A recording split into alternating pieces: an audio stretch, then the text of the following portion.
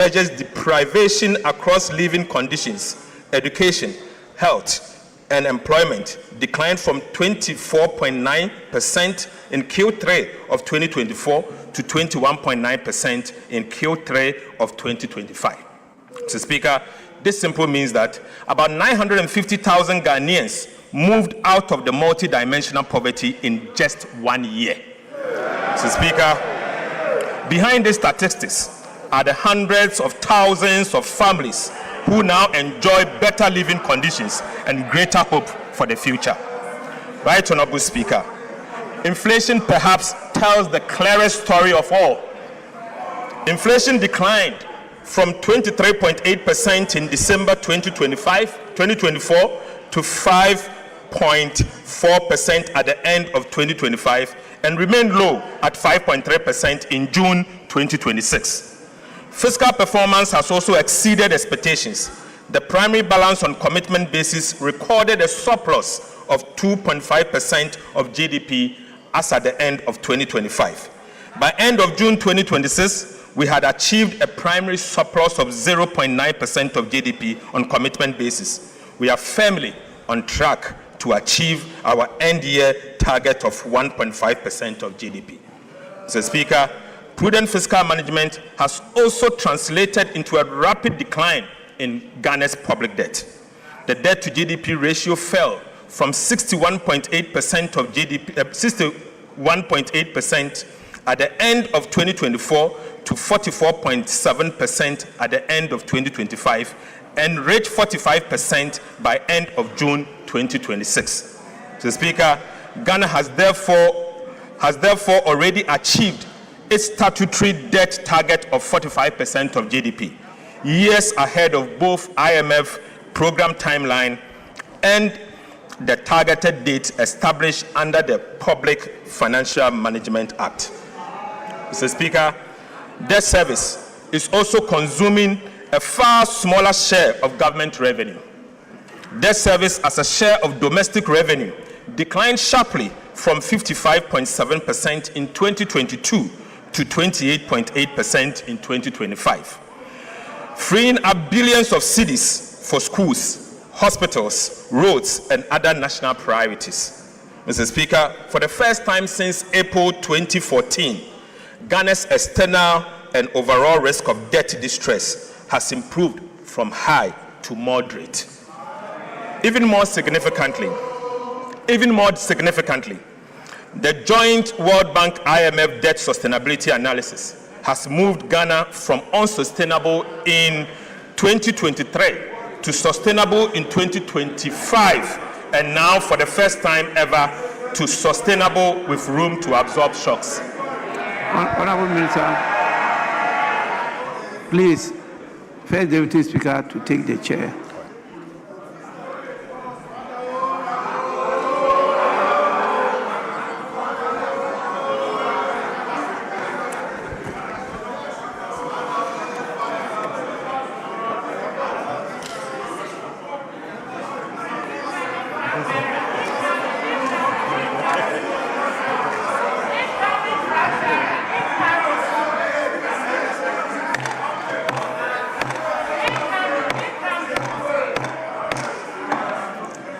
Finance Minister, you may continue. Mr. Speaker, interest rates are singing from the same hymn book. The 91-day Treasury bill rate, a benchmark for the cost of short-term borrowing in Ghana, declined from 11% in December 2025 to 5.73% in June 2026, representing a 536 basis point reduction. The 182-day Treasury bill rate also fell from 12.52% to 7.69%, down by 483 basis points. Mr. Speaker, similarly, the 364-day Treasury bill rate declined from 12.94% to 12.82%, a 12 basis point decline. And across the entire yield curve, average decline was 344 basis points. 2 years, 3 years, and 5-year government bonds are now trading within the range of 11% to 12.6%, compared with about 20% a year ago. Right, Honorable Speaker, monetary policy rate has also declined by a cumulative 1,300 basis points, from 27% in January 2025 to 14% in July 2026. Mr. Speaker, these are not merely lower interest rates, they are lower borrowing costs for households and businesses, creating room for entrepreneurs to invest, expand, and create jobs. We have also made significant strides on the external front. The current account recorded a surplus of 8.3% of GDP in 2025 and has remained strong through the first half of 2026. The cedi appreciated by 40.7% against the United States dollar in 2025, reversing years of sharp depreciation and restoring confidence in the Ghanaian economy. Mr. Speaker, taken together, these results demonstrate that the 2026 budget is firmly on track. The targets we set at the beginning of the year were not aspirational. They were grounded in sound policy, disciplined implementation, and realistic assumptions. The performance of the economy in the first half of 2026 confirms that we're on course to achieve them. Economic growth is exceeding target. Inflation is below the projected range. Fiscal performance is stronger than programmed, and the debt trajectory is improving faster than expectation. Mr. Speaker, the detailed macroeconomic performance will be presented in subsequent sections in this review. Right, Honorable Speaker, the commitment we made to the people of Ghana are being honored, and the results are evident. I now wish to speak, Mr. Speaker, I now wish to speak directly to every Ghanaian listening to me this afternoon. To the market trader whose purchasing power has improved because inflation has fallen. To the entrepreneur who can now borrow at lower interest rate to expand their businesses. And to the worker whose income now stretches further because the cedi has stabilized. These improvements are not abstract statistics. They are the dividend of sound and competent economic management. We recognize that the sacrifices required to restore the economy were significant and that many households continue to face challenges. But we also know that the foundations of Ghana's economy are now firmly in place. Fiscal discipline has been restored. Macroeconomic stability has returned. Confidence has been rebuilt. And the institutions needed to safeguard these gains have been strengthened. Under the leadership of His Excellency President John Dramani Mahama, Ghana is not going back. Ghana is moving forward. Mr. Speaker, the government that has delivered these results over the past 18 months has earned the trust to continue implementing the reforms that will secure Ghana's long-term prosperity. Right, Honorable Speaker, next week, the Executive Board of the IMF is expected to approve the final review of Ghana's Extended Credit Facility Program, bringing to a successful conclusion the financial bailout IMF program. The Executive Board is also expected to approve a 36-month policy coordination instrument, a non-financing arrangement designed for countries that no longer have and are not expected to face balance of payment needs.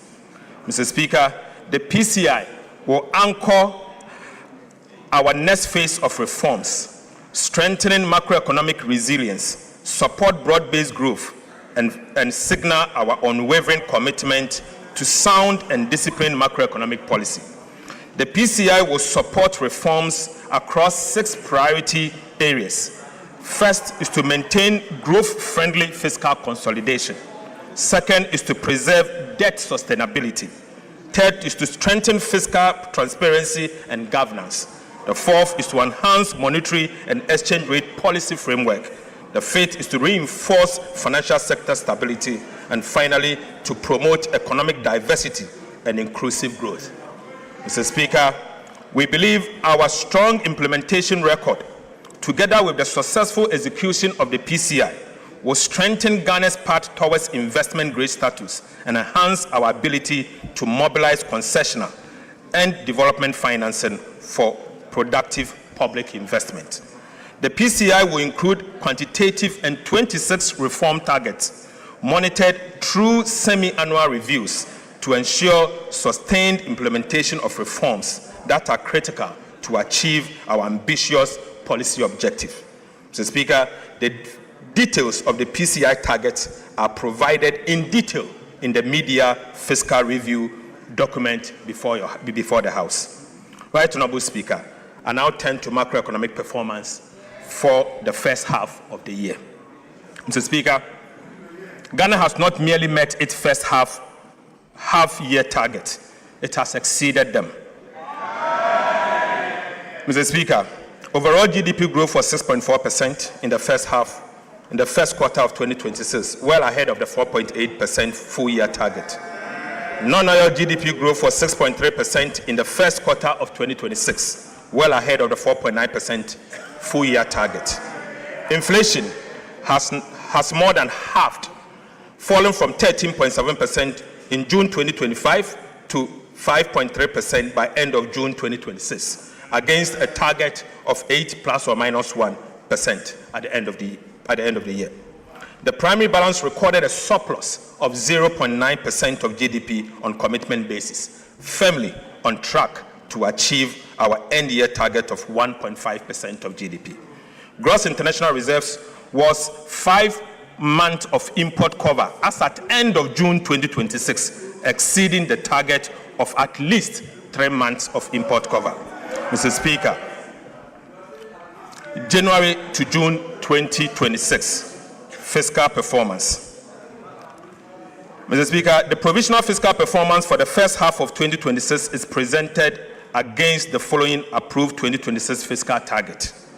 Overall deficit target on commitment basis of 2.2% of GDP, primary surplus of 1.5% of the GDP, overall deficit on cash basis of 4% of GDP, and primary surplus on a cash basis of 0.4% of GDP. But Mr. Speaker, provisional fiscal outturn for the first half of 2026 was stronger than anticipated, indicating continued prudence in fiscal management and enhancing the government fiscal consolidation agenda. Non-oil tax revenue as at end of June 2026 was 6.4% of GDP, compared to a target of 6.5% of GDP. Mr. Speaker, domestic revenue reached 7.7% of GDP by June 2026, compared to the target of 7.8% of GDP. Mr. Speaker, total revenue and grant reached 7.8% of GDP by June 2026, compared to a target of 7.9% of GDP. Total expenditure on commitment basis at the end of June 2026 was 8.0% of GDP against the half-year target of 9.9% of GDP.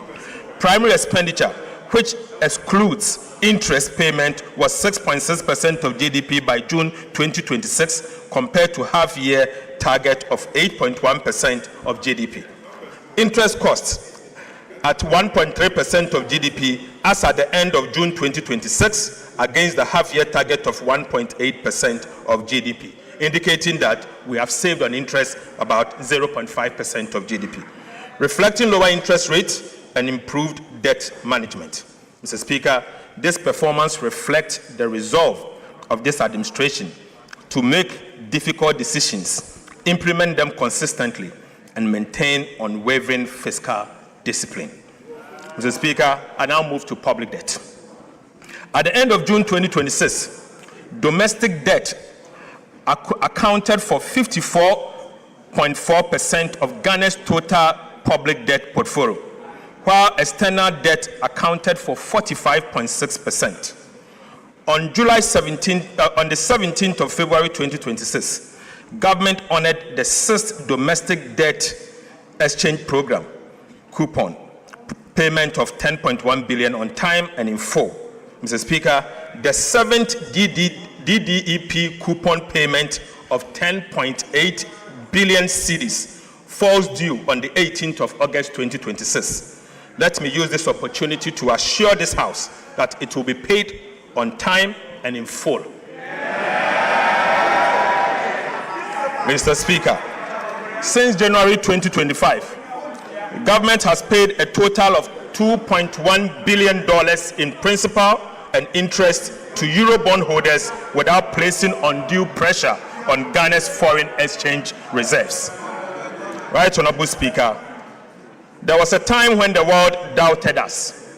Today, every payment made on time answers that doubt, assuring bondholders in London, pension funds in New York, and investors at home that our word is our bond. Payment after payment, coupon after coupon, Ghana is proving one thing beyond dispute. We now keep our word. We now keep our word. That is how market confidence is rebuilt, not through speeches, but through repayment. Mr. Speaker, financial markets have delivered their verdict on Ghana's disciplined fiscal policies and prudent debt management. Right, Honorable Speaker, borrowing costs are down by half. In other words, government is borrowing less. That alone has saved us, this country, 4.2 billion cedis in just 6 months. Mr. Speaker, as Treasury bill rates decline, lending rates across the banking sector are also falling, making it cheaper for households, entrepreneurs, and businesses to borrow, invest, and expand, and at the same time, create jobs. Mr. Speaker, Ghana's Eurobond yields have fallen by about 300 basis points since the beginning of the year. This is not just a number. It is the market vote of confidence in our economy and our reforms. 3 years ago, Mr. Speaker, Ghana could not borrow on the international capital market at any price. Today, the market is inviting us back, but we are not in hurry. We are not in hurry. Right, Honorable Speaker? 3 years ago, Ghana could not borrow on the international capital market at any price. Today, the market is inviting us back, but I want to assure you, we are not in hurry. 3 years ago, unsustainable debt defined our crisis. Today, our debt to GDP ratio has fallen to 45% and still declining, ahead of every target. Mr. Speaker, the work is not finished, and the PFM debt rule requires continuous vigilance. But the direction is right, the momentum is real, and the foundation is solid. Solid. Mr. Speaker, Ghana's external debt restructuring, initiated after the sovereign debt default of 2022, is now at its final stage. In just 3.5 years, Ghana has moved from default to credibility, from debt distress to debt sustainability, from market exclusion to a renewed investor confidence. This is an achievement every Ghanaian can be proud of. Mr. Speaker, following the 2022 public debt default, government could not borrow long-term in cedis and relied heavily and solely on treasury bills to finance the budget. Mr. Speaker, Ghana has now overcome what the economists describe as the original sin, which is the inability of a country to borrow over the long term in its own currency. Mr. Speaker, 3 years restriction on new cedi bond issuance introduced as a result of the debt default caused this original sin. Mr. Speaker, in April 2026, Ghana successfully raised $2.7 billion through its first 7-year cedi-denominated bond since the 2022 debt default. This marks an important step in rebuilding the domestic bond market and restoring long-term financing in our own currency. This further demonstrates that Ghana has regained the ability to mobilize long-term financing in its own currency for development. Right Honorable Speaker, I'm proud to announce that Ghana has now overcome the original sin.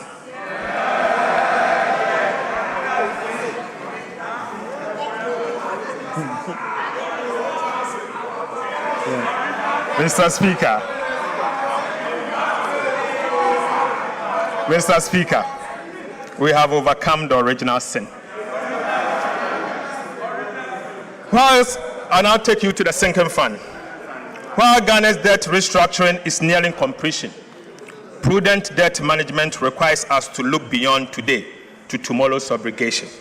Mr. Speaker, in 2027, DDEP bonds that will fall due is 58 billion Ghana cedis. Another 53 billion Ghana cedis will fall due in 2028. In 2 years alone, Ghana has to repay 111 billion cedis. 111. Mr. Speaker, this is the true Agenda 111. Right, Honorable Speaker? This is the true Agenda 111 Ghana must deal with. Why? Because the DDEP was not designed to solve Ghana's problems. Mr. Speaker, let me take this again. This is the true Agenda 111 Ghana must deal with.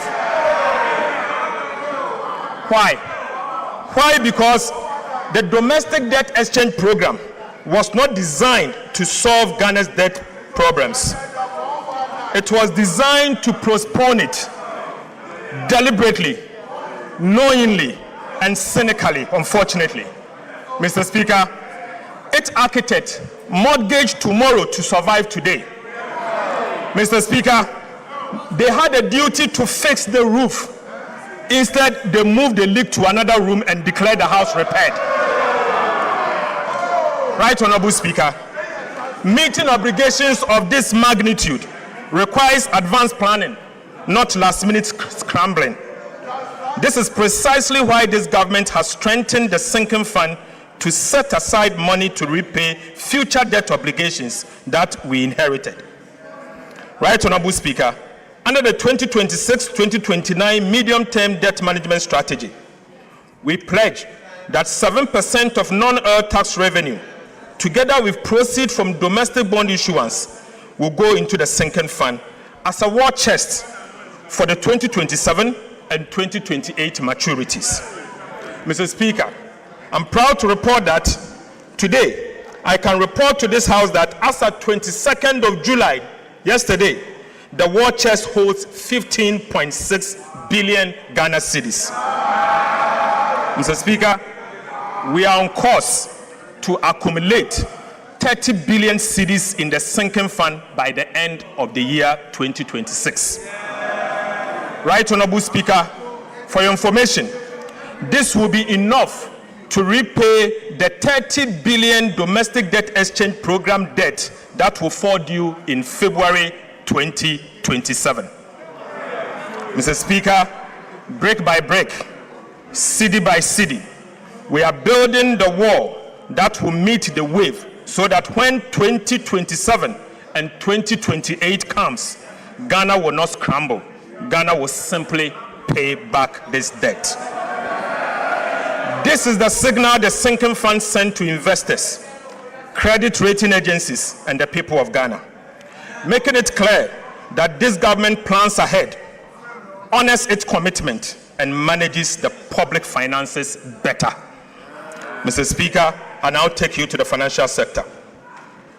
Government acted decisively in July 2025 to restore confidence and stability in Ghana's banking sector by fully recapitalizing the National Investment Bank, the Agricultural Development Bank, and the Consolidated Bank.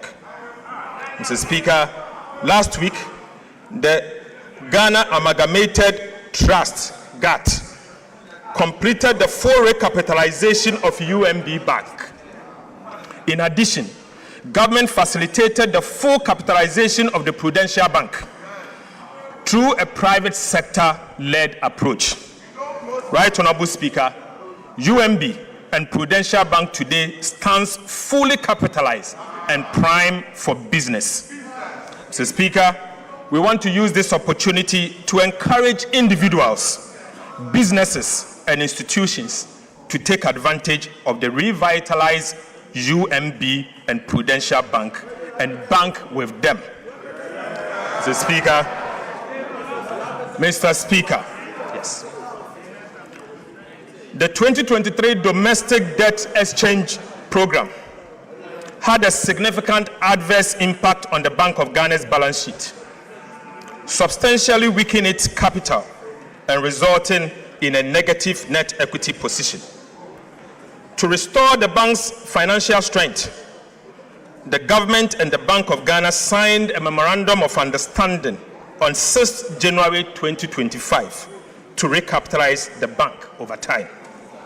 Consistent with the commitment in the MOU, and as a result of this government resolve to restore the bank's financial position, government issued a recapitalization bond to the Bank of Ghana of $5.5 billion as cedis to the Bank of Ghana in March 2026 to strengthen the bank's equity base. Mr. Speaker, going forward, the government of Ghana will make annual provision to capitalize the Bank of Ghana until the bank's equity is fully restored, in accordance with the Bank of Ghana Amendment Act 2025, Act 1158. Mr. Speaker, whilst government is helping to restore the Bank of Ghana's capital, the bank itself will undertake a comprehensive operational efficiency review to reduce costs, strengthen financial management, and rebuild its long-term financial sustainability. Mr. Speaker, to implement the Ghana Accelerated Reserve Accumulation Policy, government has significantly reduced the cost of the program from an average of 14.5% of gold purchase to 5%. Mr. Speaker, government is bearing the cost of the program and has accommodated 5 billion cedis in the 2026 budget within the same appropriations.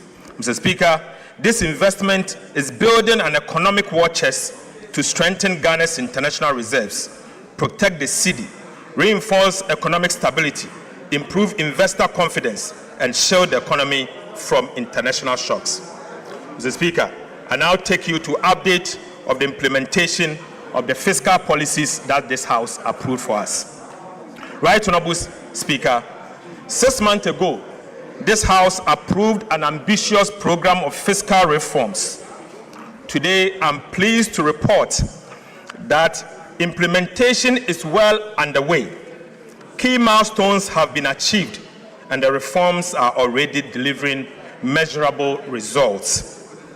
On the revenue side, government is targeting an increase in non-oil tax revenue from 13.1% of GDP in 2025 to 14.1% of GDP in 2026, 1% increase, through improved compliance, broader tax basis, and enhanced revenue administration, and not through higher taxes. Mr. Speaker, we will achieve it. On the expenditure side, government remains firmly committed to keeping spending within approved limits while improving its efficiency and effectiveness. Mr. Speaker, I now take you to the individual tax reforms. Mr. Speaker, this government introduced the most ambitious reforms to Ghana's VAT system in over a decade to eliminate long-standing distortions, improve efficiency, and support business growth. We abolished COVID-19 health recovery levy. We decoupled Get Fund levy and the National Health Insurance levy from the VAT base, making both eligible for input tax deduction. We reduced the effective VAT rate from 21.9% to 20%. We abolished VAT on recognizance and prospecting for minerals. We raised VAT registration threshold from 200,000 to 750,000, relieving thousands of micro and small businesses of the obligation to register for and charge VAT. And we extended the zero rating of locally manufactured textiles to 2028. Right, Honorable Speaker, these reforms have simplified VAT systems, removed distortions, lowered the tax burden, and strengthened the foundation for improved compliance. So, Speaker, reforming the tax law was only the first step. Government is now leveraging technology to transform revenue administration and improve compliance. The cross-border technology solution for collecting VAT from non-resident platforms was successfully piloted in April 2026. The pilot confirmed that the system is functional, stable, secure, and compliant with regulatory requirements. Government is now moving decisively to secure the necessary regulatory approval for its nationwide rollout. Upon full deployment, Mr. Speaker, the system is projected to generate about 2.3 billion Ghana cedis in its first full year of operation, with revenue expected to grow by about 20% annually. Mr. Speaker, this is sustainable revenue without increasing tax rates. It simply ensures that cross-border digital platforms earning income from Ghanaian customers pay their fair share of taxes. Mr. Speaker, government is also rolling out fiscal electronic devices to strengthen VAT compliance and improve the monitoring of taxable transactions. The pilot phase is at an advanced stage. To encourage participation and improve compliance, government will also introduce the VAT reward scheme, under which customers who obtain valid VAT invoice will qualify for periodic reward. This will actively involve every Ghanaian in protecting the nation's tax base. Mr. Speaker, this is how a tax culture is built, not through fear, but through participation, transparency, and reward. Right, Honorable Speaker, the concept of fiscal electronic device was first proposed by the previous NDC administration in 2026. But, Mr. Speaker, the previous NPP administration deserves commendation for enacting the necessary enabling legislation.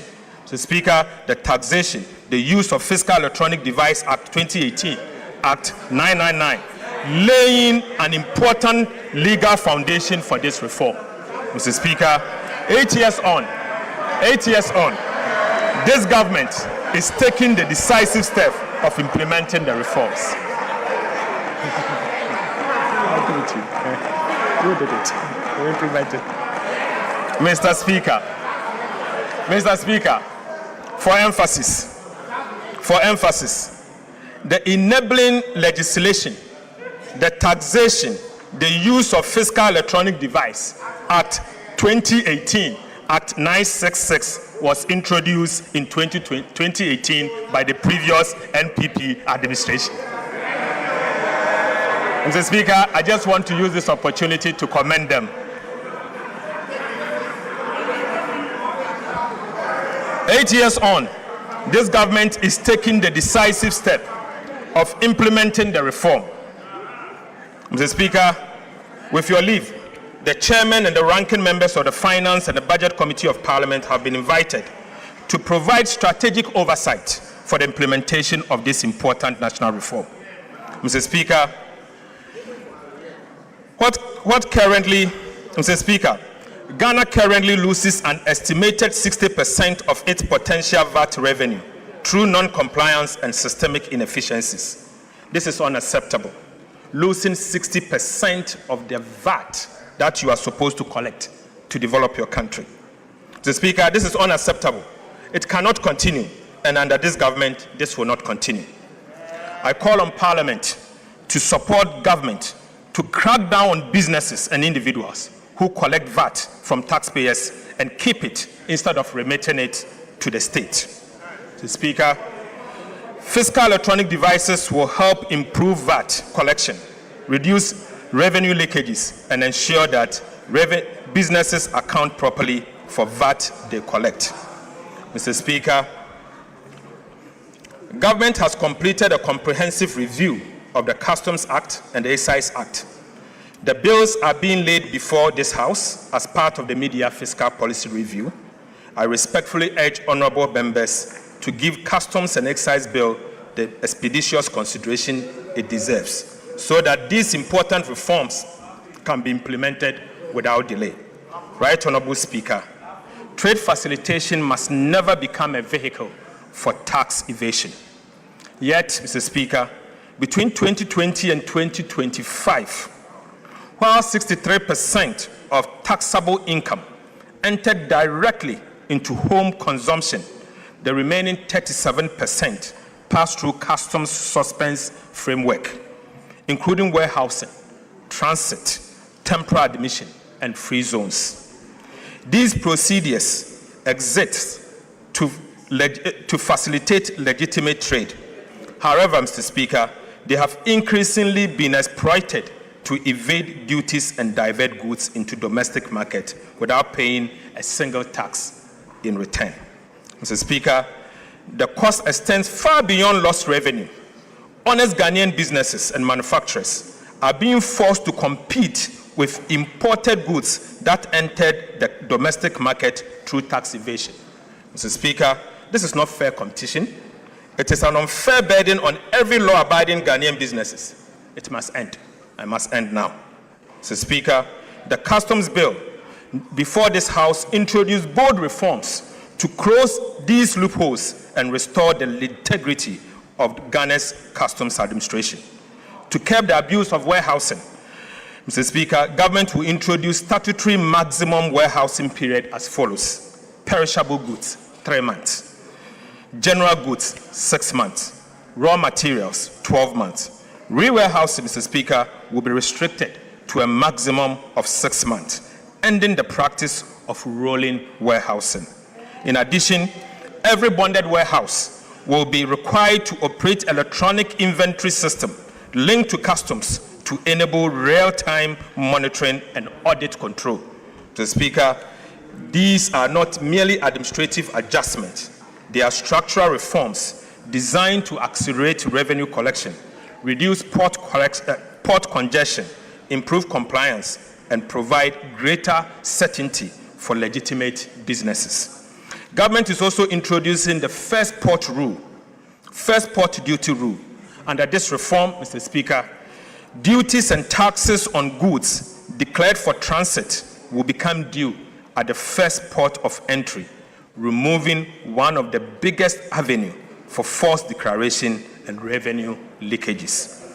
Mr. Speaker, this simply means, Mr. Speaker, if you are to bring in something and you are to inform the customs official that the goods is destined to say Burkina Faso customs will be at the Tema port to collect their taxes before you move.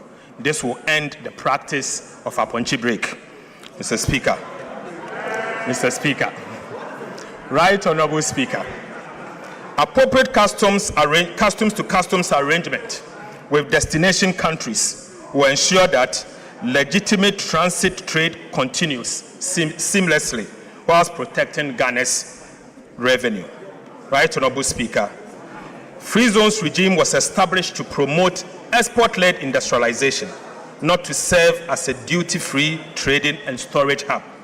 Unfortunately, over the time, that objective has been undermined by abuse of the regime and weak controls over the use of raw materials. Ghana's free zones will once again serve their original purpose: build domestic industry, expand export, and create quality jobs for Ghanaians. Mr. Speaker, government will also strengthen import declaration and valuation by mandating the use of appropriate tax identification number for all importers. Mr. Speaker, downstream petroleum operations have for too long operated with fragmented controls and weak integration into customs systems. Mr. Speaker, bunkering and ship stores regime have consequently become vulnerable to diversion, under declaration and smuggling. This economy can no longer afford these leakages. Mr. Speaker, government would therefore enforce the statutory requirement for bank guarantee on the lifting of refined petroleum products and require product movement to be undertaken by only through approved pipelines and electronically tracked distribution system. Mr. Speaker, government will also remove the tax exemption on bunkering services in line with international practice to curb smuggling, strengthen compliance, and protect much needed revenue. Right Honorable Speaker, I now take you to excise duties. The evidence for reform is equally compelling in the area of excise duties. Analysis of wine and spirit imported between 2023 and 2025 shows a taxable revenue of over 5 billion Ghana cedis. However, about 78%, worth 4 billion Ghana cedis, entered customs procedures such as warehousing and transit. In other words, almost 4 out of every 5 cedis of the potential excise tax based on wine and spirit escaped the tax net. Mr. Speaker, only 1 cedi out of every 5 cedi was subjected to excise duty. That is neither efficient nor sustainable, and this must change. The excise duty bill before this House introduced a comprehensive package of reforms to close these leakages. Mr. Speaker, we will crack down this leakage. Right Honorable Speaker, specifically, government will introduce a hybrid excise system combining value-based and quantity-based taxation for wines and spirit to eliminate persistent undervaluation and misclassification and ensure a minimum level of tax is paid regardless of the declared value. Mr. Speaker, we will review the existing sliding scale excise rates for beer and stout products to better align them with government revenue objectives while preserving the incentive for local production. Right Honorable Speaker, strengthening compliance through mandatory electronic registration of stockists, a nationwide track and trace system, penalties of up to 3 times the excise duty for tampering, and enforcing the law on requiring bank guarantees, and abolishing, Mr. Speaker, the payment of 20% excise duty on locally manufactured fruit juice. Mr. Speaker, we will abolish the 20% excise duty on locally manufactured fruit juices introduced in 2023. Right Honorable Speaker, this is to support agro-processing and job creation. Mr. Speaker, I now take you to the Publican AI trade solution. Technology is already transforming customs administration. The Publican AI trade solution was fully deployed in March 2026, and the results has been remarkable. Mr. Speaker, between the pilot phase, January and February, and the full rollout phase, March to 17 July 2026, the Publican AI trade solution increased assessed customs collection by over $300 million, representing 17.5% uplift over the values originally declared by importers. Mr. Speaker, Publican increased the aggregate declared costs, insurance and freight value of imports by approximately 6.3%, but increased the assessed collection by 17.5%. Since deployment, Mr. Speaker, the system has analyzed approximately 366,000 import declarations, nearly 1 in every 4, representing 24%, triggered more than 1 valuation risk indicator, requiring further review by customs officials.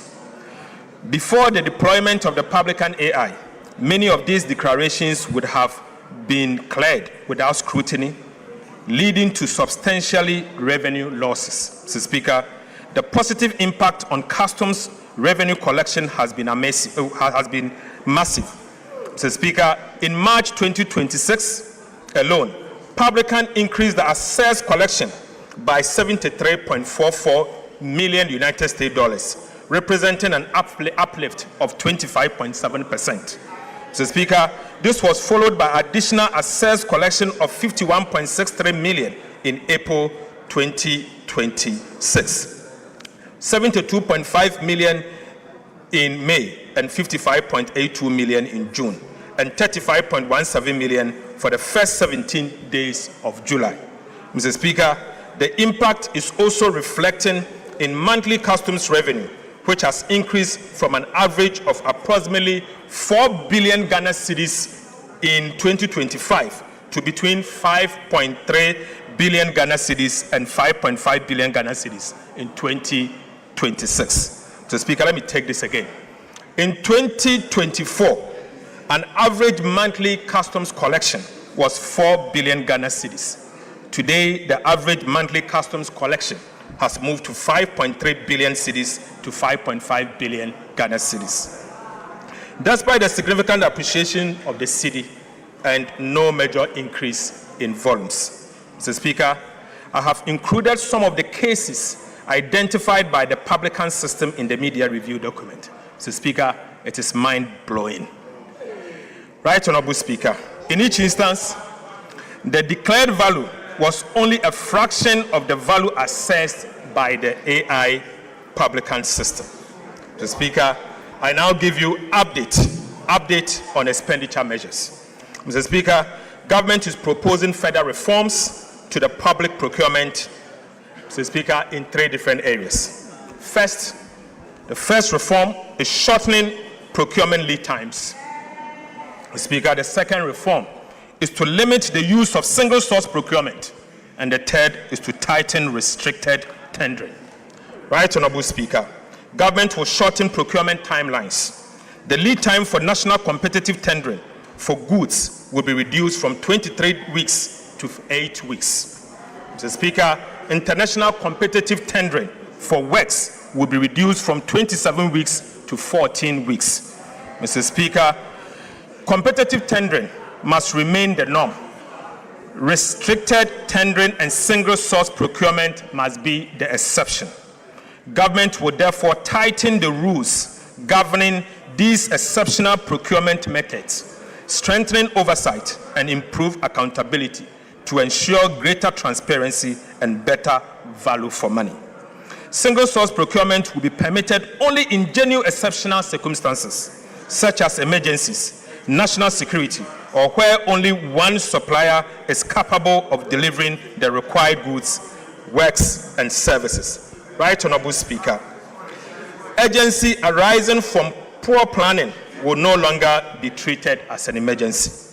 Government will also strengthen accountability by introducing sanctions for approvals granted in breach of the Public Procurement Act.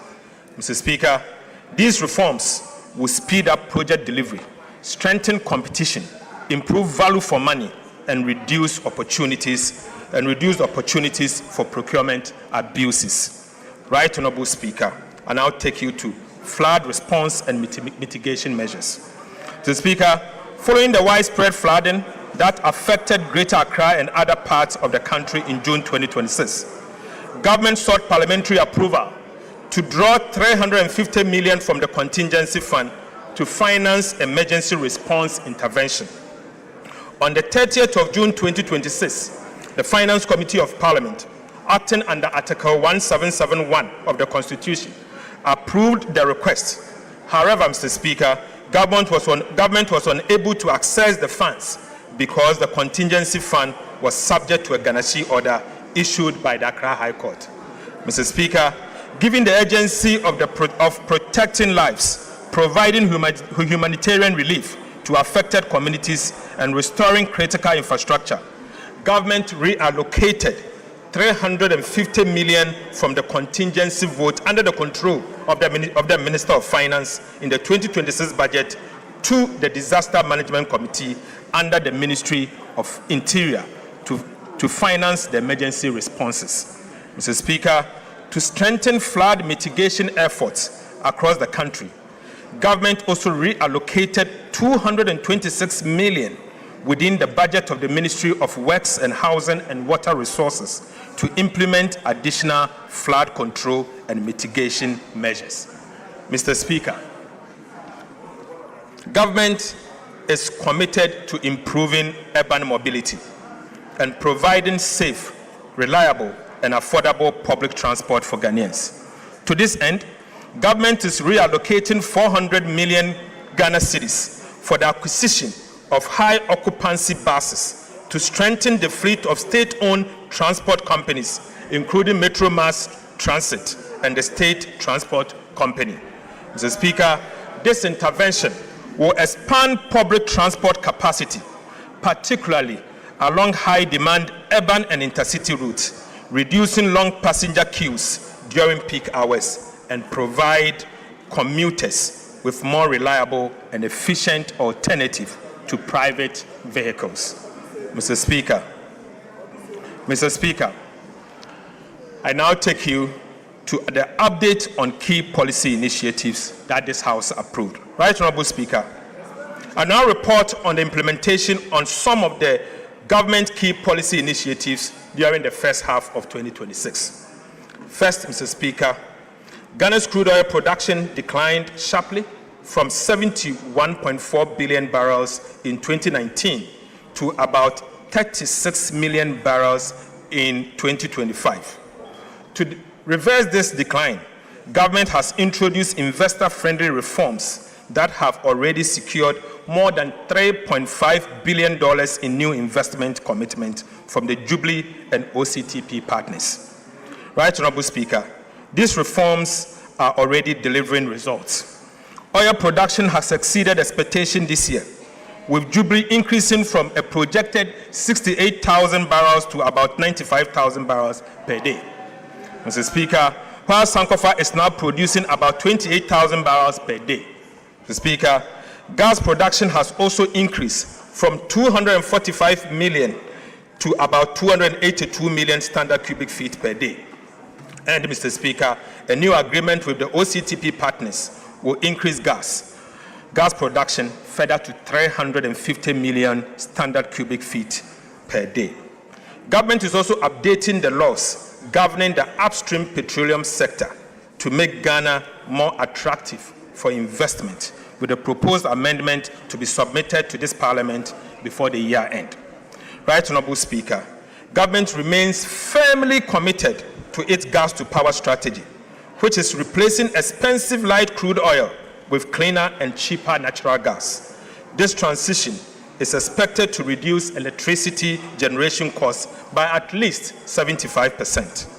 I am pleased to report that by the end of June 2026, government has increased gas supply for power generation by an additional 35 million standard cubic feet per day, bringing total supply to about 490 million standard cubic feet of gas per day.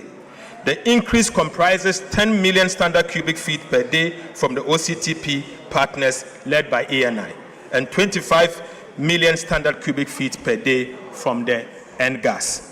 Mr. Speaker, this strategic shift is already delivering significant savings.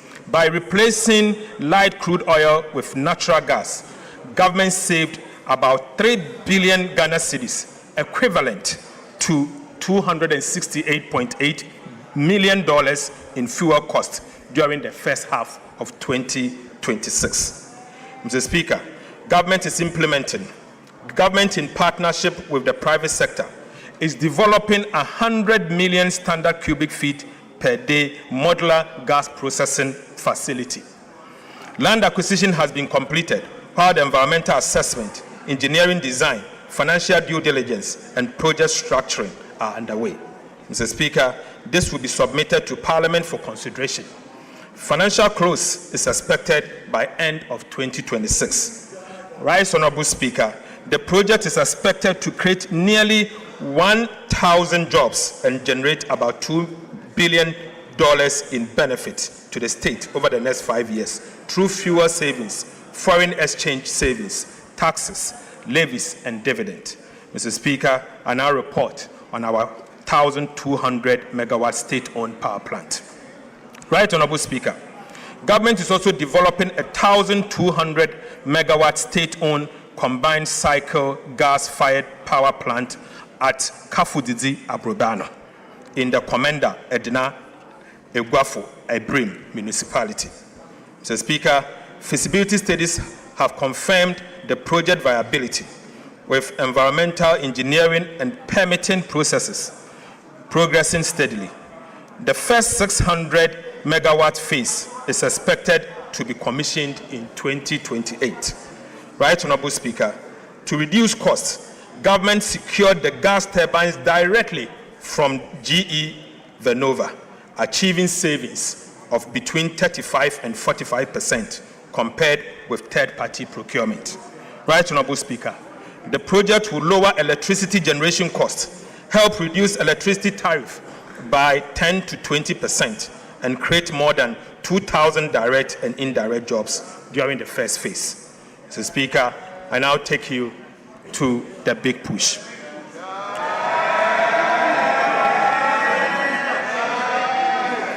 Right, Honorable Speaker. Right, Honorable Speaker.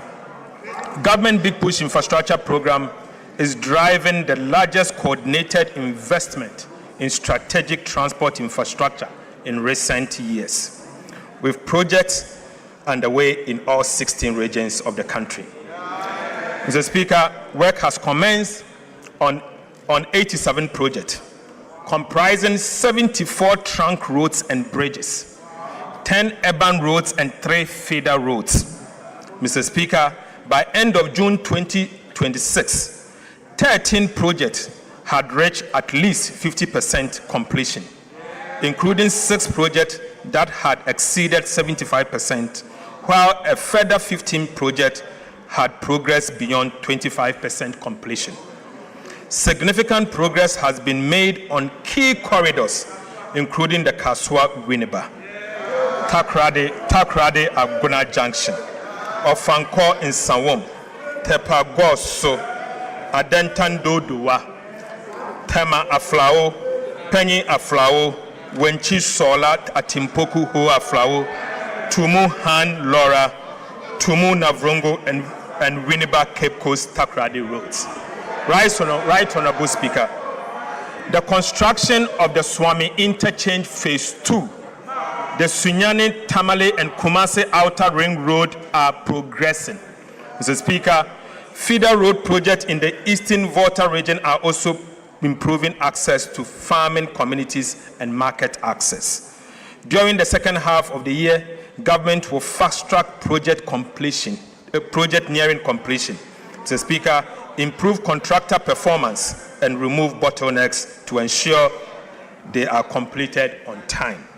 Right, Honorable Speaker, I take you to the Accra-Kumasi Expressway. Mr. Speaker, the Accra-Kumasi Expressway remains the flagship under the Big Push program. It involves the construction of 176-kilometer, 6-lane bi-directional expressway linking Ghana's 2 largest commercial cities.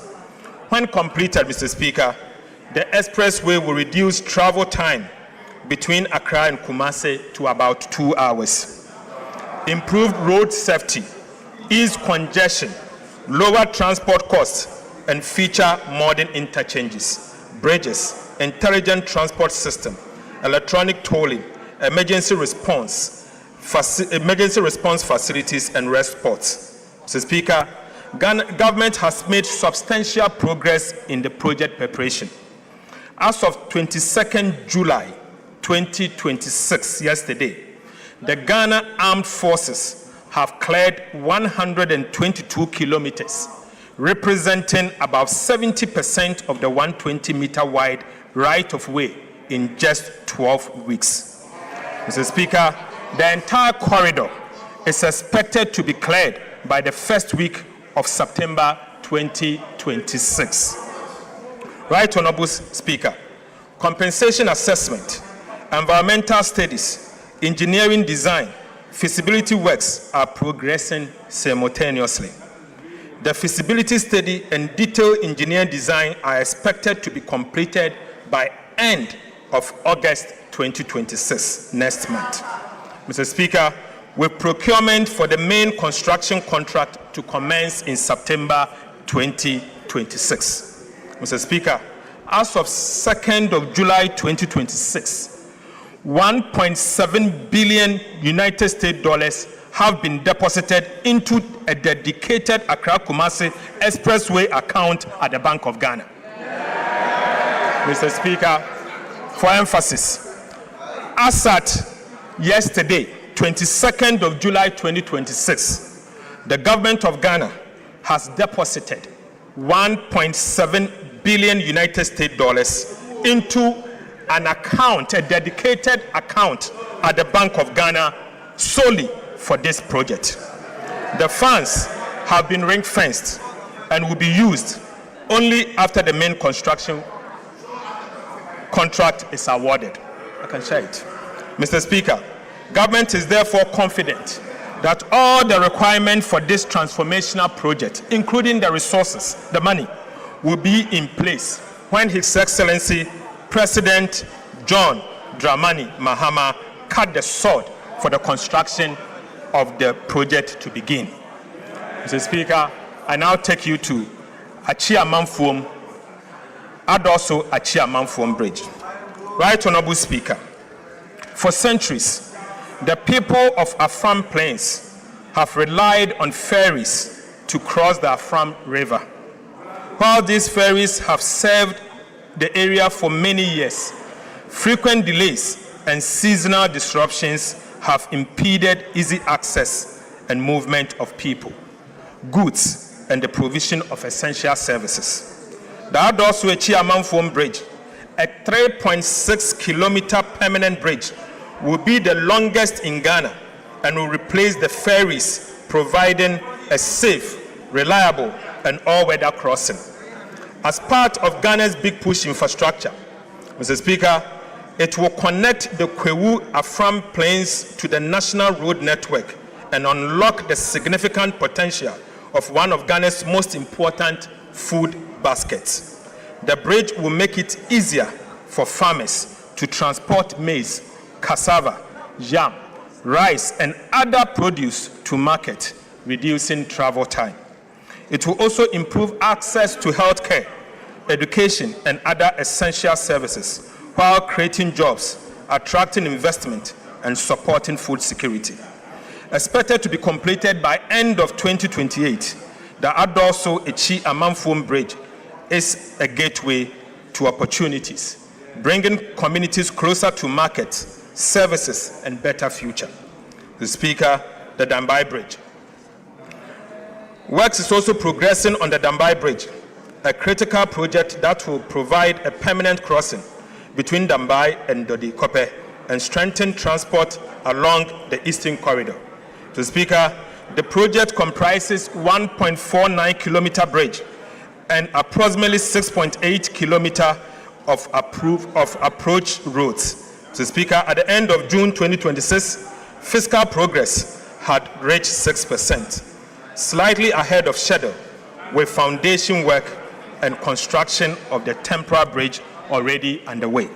Right Honorable Speaker, I now take you to the 1,000-kilometer agriculture enclave road, of which Parliament approved 2 days ago. Mr. Speaker, government has begun the implementation of the agriculture enclave road program. Government is investing 528 million United States dollars equivalent in cedis to rehabilitate 1,050 kilometers of feeder roads across 4 major agriculture producing corridors.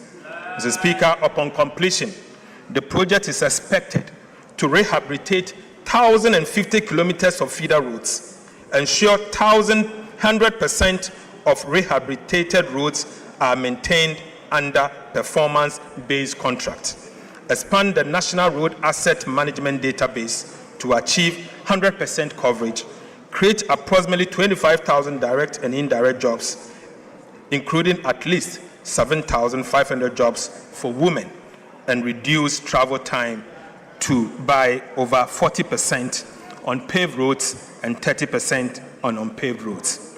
Mr. Speaker, the first phase will involve the rehabilitation of 1,050 kilometers of feeder roads to be undertaken across 4 agriculture clusters covering 13 regions of the country. Right Honorable Speaker, Cluster 1 will cover 300 kilometers of roads in Upper West, Northern Region, and Savannah regions, and that will be 300 kilometers. Clusters 2, Mr. Speaker, will rehabilitate 300 kilometers of roads in the Oti, Volta, and the Eastern regions. Mr. Speaker, Cluster 3 will also rehabilitate 250 kilometers of roads in Ashanti, Bono East, and Eastern region. And finally, Mr. Speaker, Cluster 4 will cover 200 kilometers of roads in Western North, Western, Central, and Ahafo region. Mr. Speaker, these investments will improve connectivity between farms and market, reduce post-harvest losses, lower transport costs, and support agricultural transformation in some of Ghana's most productive farming areas. Mr. Speaker, I take you to the oil palm. Right Honorable Speaker, government remains committed to transforming Ghana's oil palm industry into a major driver of industrialization, export growth, import substitution, and rural employment. A key pillar of the integrated oil palm development policy is the establishment of a sustainability-compliant oil palm land banks to de-risk private sector investment and accelerate the development of large-scale plantation integrated with smallholder and outgrower schemes. Mr. Speaker, implementation of this initiative is progressing steadily. The Ministry of Land and Natural Resources, working in collaboration with the private sector and other relevant institutions, have reviewed over 270,000 hectares of land in the Western region. Right Honorable Speaker, drone survey have been completed on over 117,000 hectares, whilst 46,000 hectares have been selected for detailed land use change analysis. To date, assessment has been completed on 16,000 hectares, of which approximately 10,780 hectares have been identified as suitable for sustainable oil palm development. Right Honorable Speaker, these areas are now undergoing the required environmental, social, and sustainable assessment, including high conservation value, high carbon stock, and free, prior, and informed consent (FPIC) processes in line with the international standard. Mr. Speaker, similar mapping, land documentation activities have commenced in the Central region, with preparatory work underway in Eastern and Volta region. Based on the current assessment, Mr. Speaker, the Western region alone is expected to provide approximately 30,000 hectares of land for the first phase of the development. Mr. Speaker, as work expands nationwide, the land bank has the potential to exceed 100,000 hectares across Ghana's oil palm growing belt. Mr. Speaker, this initiative will unlock significant private sector investment, create over 250 direct and indirect jobs across the value chain, and strengthen smallholder participation, increase domestic crude oil palm production, reduce import dependency, and position Ghana as a leading hub for oil palm processing and exports. Mr. Speaker, government will continue to work with stakeholders to ensure that this program is implemented responsibly, sustainably, and in a manner that delivers lasting benefit to our communities and the national economy. Now listen, Mr. Speaker, government is also finalizing the $500 million United States dollars integrated oil palm development financing agreement with the World Bank for on-lending to the private sector for the development of large-scale commercial oil palm plantation. We expect to conclude and present it to this House by the end of this year. Right Honorable Speaker, we expect to bring it for approval by the end of this year.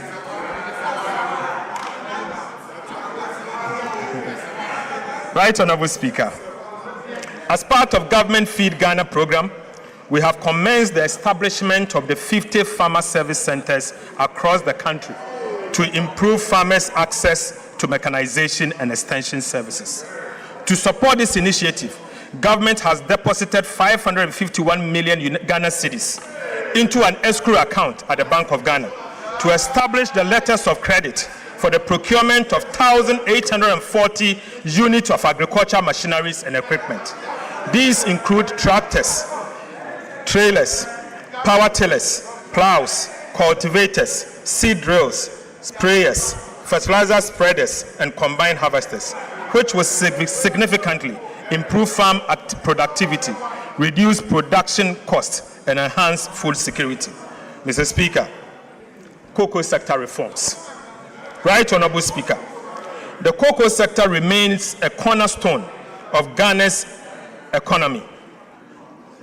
Mr. Speaker, Ghana is serving as a major source of export earnings and livelihood for millions of Ghanaians, particularly in rural Ghana. Mr. Speaker, since the enactment of the Ghana Cocoa Board Act 1984, PNDC Law 81, the Ghana cocoa industry has undergone significant transformation. To modernize the governance and financing of the sector, government will submit a new Cocoa Board Bill to Parliament to repeal and replace the Ghana Cocoa Board Act 1984, PNDC Law 81. Mr. Speaker, the proposed legislation will introduce a new producer pricing mechanism that aligns producer price with movement in international cocoa price, exchange rate development, and other relevant market conditions. We will also guarantee the cocoa farmer not less than 70% of gross free on board price. Mr. Speaker, we will also seek to establish a new financing framework for cocoa purchases and related operations and restore the long-term financial sustainability and operational efficiency of Ghana Cocoa Board. The bill will also ensure that not less than 50% of cocoa beans produced in Ghana is processed here in Ghana. Mr. Speaker, we will also restrain Ghana Cocoa Board from taking part in quasi-fiscal activities. Right Honorable Speaker, Mr. Speaker, these reforms will place Ghana's cocoa sector on a stronger financial footing, improve returns to cocoa farmer, ensure value addition, and position the industry for sustainable long-term growth. Mr. Speaker, I now take you to transforming secondary education and eliminating the double track. Mr. Speaker, the government of Ghana the education remains one of the most powerful investments we can make in the future of our country. Government is therefore taking bold steps to transform secondary education through a $300 million United States dollar World Bank financing. Mr. Speaker, under this $300 million United States dollar World Bank financing initiative, government will undertake 210 major infrastructure interventions across the country. These include, Mr. Speaker, we are building 10 new secondary schools. Right Honorable Speaker, we will rehabilitate 150 secondary schools.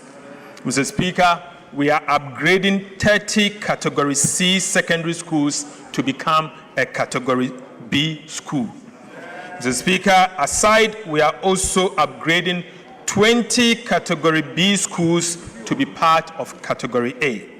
Mr. Speaker, we are also going to procure furniture to support these schools that we are upgrading and ensure that every school child going to any of our secondary schools benefits from textbooks free of charge.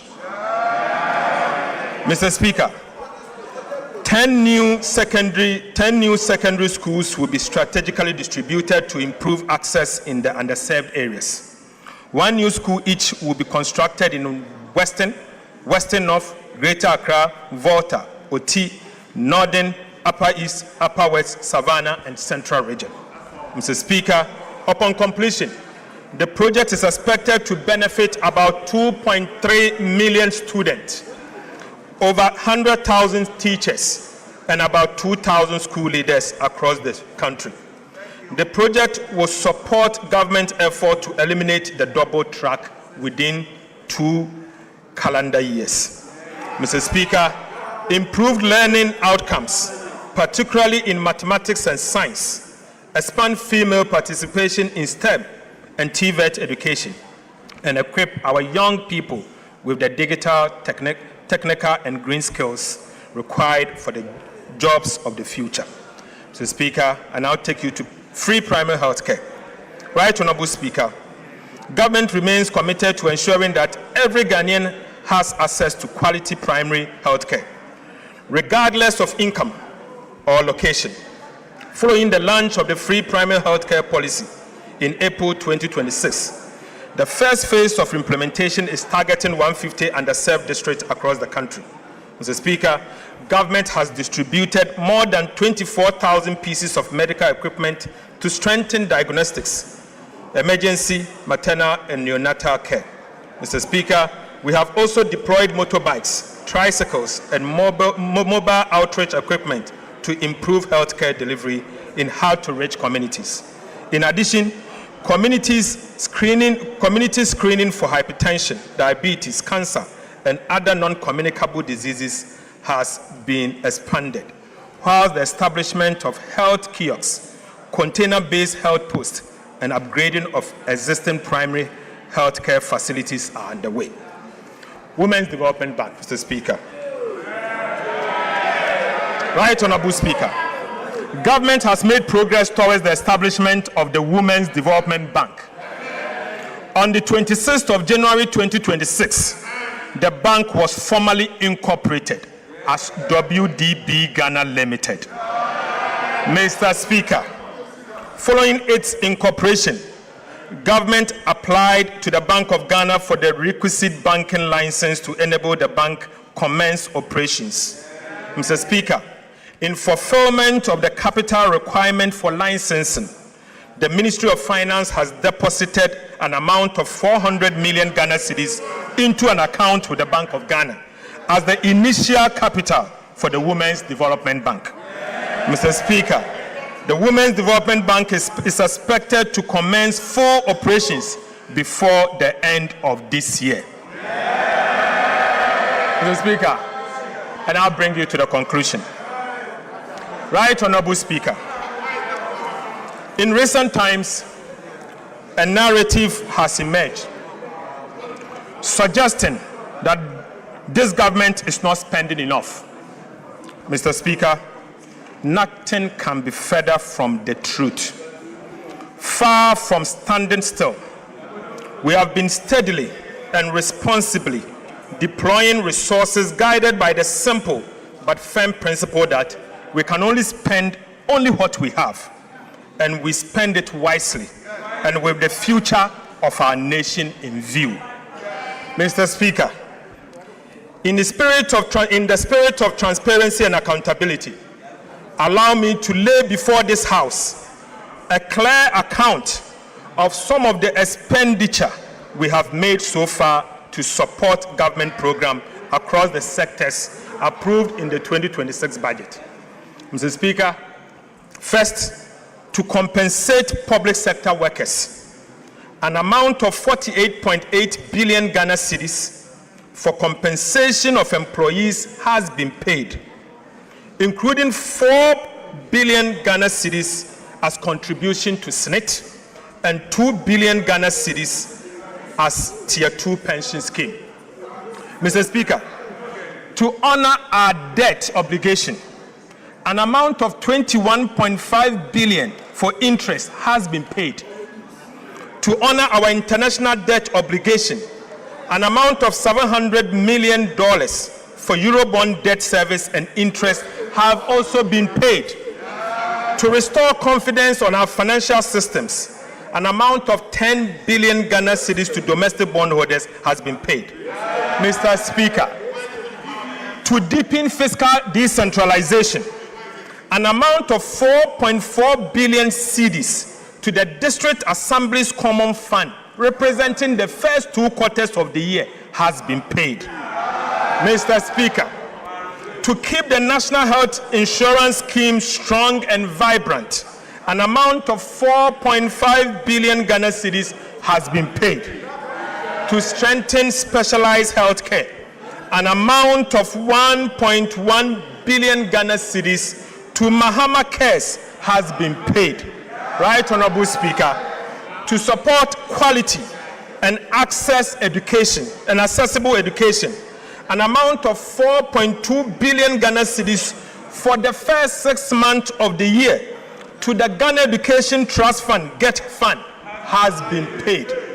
Right, Honorable Speaker, to strengthen free secondary education program and ease the burden on families, and an amount of 1.8 billion cedis to the free secondary education program has been paid. Right, Honorable Speaker, to improve road maintenance, an amount of 1.7 billion Ghana cedis to the Road Maintenance Trust Fund has been paid.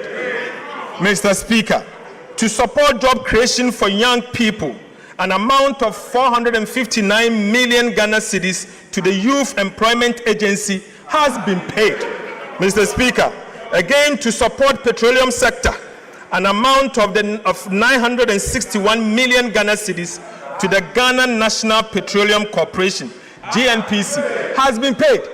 Mr. Speaker, to promote development in mining communities and mining institutions, an amount of 458 million to the Mineral Development Fund has been paid. Mr. Speaker, to keep the light on across the country, an amount of 7.1 billion Ghana cedis to the energy sector for stable power supply has been paid. Mr. Speaker, to clear legacy arrests, to clear your arrests, Mr. Speaker, an amount of 5.3 billion Ghana cedis has been paid to, Mr. Speaker, to give remaining to free compulsory basic education, an amount of 76 million Ghana cedis as capitation grant has been paid. Mr. Speaker, to support the most vulnerable in our society, an amount of 485 million Ghana cedis to LEAP beneficiaries has been paid. Mr. Speaker, to provide nutritious meal and keep our children in school, an amount of 877 million to the Ghana School Feeding Program has been paid. Mr. Speaker, to ease the burden on families, an amount of 46 million for BEC registration has been paid. Mr. Speaker, to remove financial barriers to tertiary education, an amount of 537 million for the no-fee stress policy has been paid. Right, Honorable Speaker, to support teachers, the teacher trainees, an amount of 104 million as teacher training allowance has been paid. Right, Honorable Speaker, to support nursing training, an amount of 144 million as nursing training allowance has been paid. Mr. Speaker, to strengthen grassroots governance, an amount of 93 million as assembly members allowance has been paid. Mr. Speaker, to promote skills development and entrepreneur, an amount of 45 million for the National Apprenticeship Program has been paid. Mr. Speaker, to support Ghana's participation in the 2026 FIFA World Cup, an amount of 58 million has been paid. Mr. Speaker, to support environmental sustainability, an amount of 477.4 million to ARICOPS has been paid.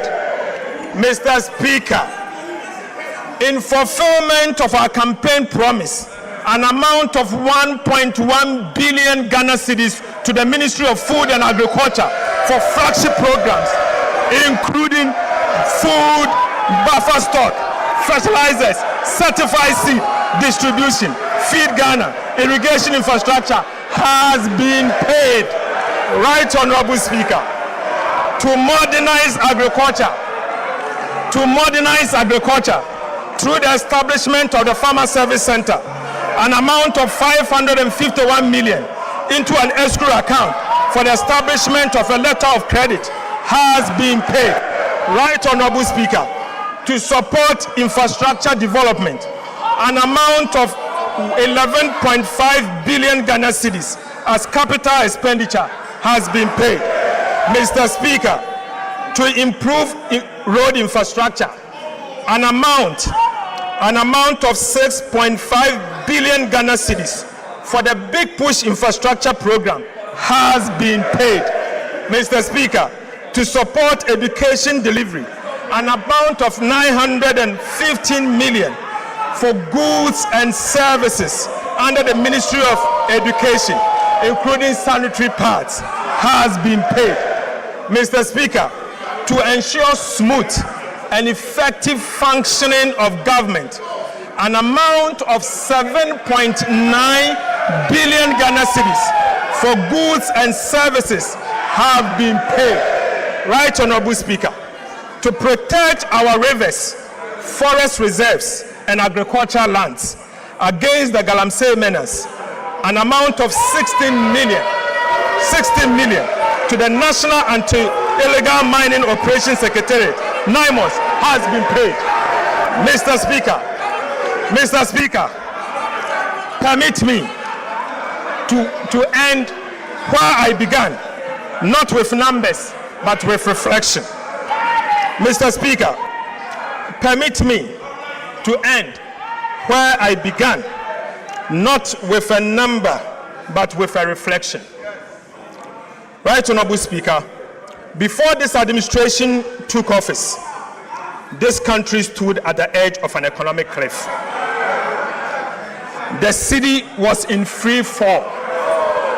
Inflation has raised 50%. Our sovereign debt rated junk. Our access to the world capital market had been cut off. And for the 17th time in our history, Ghana turned to the IMF for a bailout. Mr. Speaker, that was the Ghana we inherited. Today, inflation stands at 5.3%. Our currency, the Ghana cedi, has stabilized. Economic growth is above 6% and broad-based. Our debt to GDP is now 45%, years ahead of schedule. The primary balance is in surplus, not in deficit. Interest rates have declined significantly, and Ghana has successfully completed the final review of the IMF bailout program. Mr. Speaker, we promised to move this economy from the emergency room to the wellness center. Mr. Speaker, we have kept that promise. Mr. Speaker, I give this House my firm assurance this economy will never return to the emergency room under our watch. Right, Honorable Speaker? I want to give this House my firm assurance that this economy will never return to the emergency room under our watch. Mr. Speaker, let me be clear. These achievements do not belong to government. They belong to the people of Ghana. Behind every number in this statement is the sacrifice of an ordinary Ghanaian. The pensioner who accepted painful and crude haircuts on a lifetime savings. The bank and businesses that absorbed extraordinary losses and costs. Millions of citizens who endured difficult adjustments so that their country could recover. And the market trader, the nurse, the teacher, the entrepreneur, and the young graduate who lived through some of the hardest months in our recent history and never gave up on his country. Mr. Speaker, stabilization was not won in this chamber alone.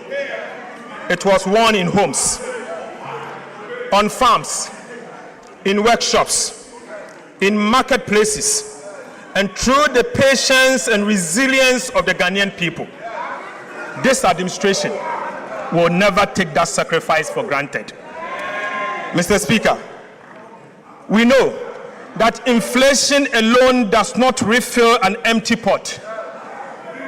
We know that a stronger city does not instantly repair a household budget stretched by years of economic mismanagement and crisis.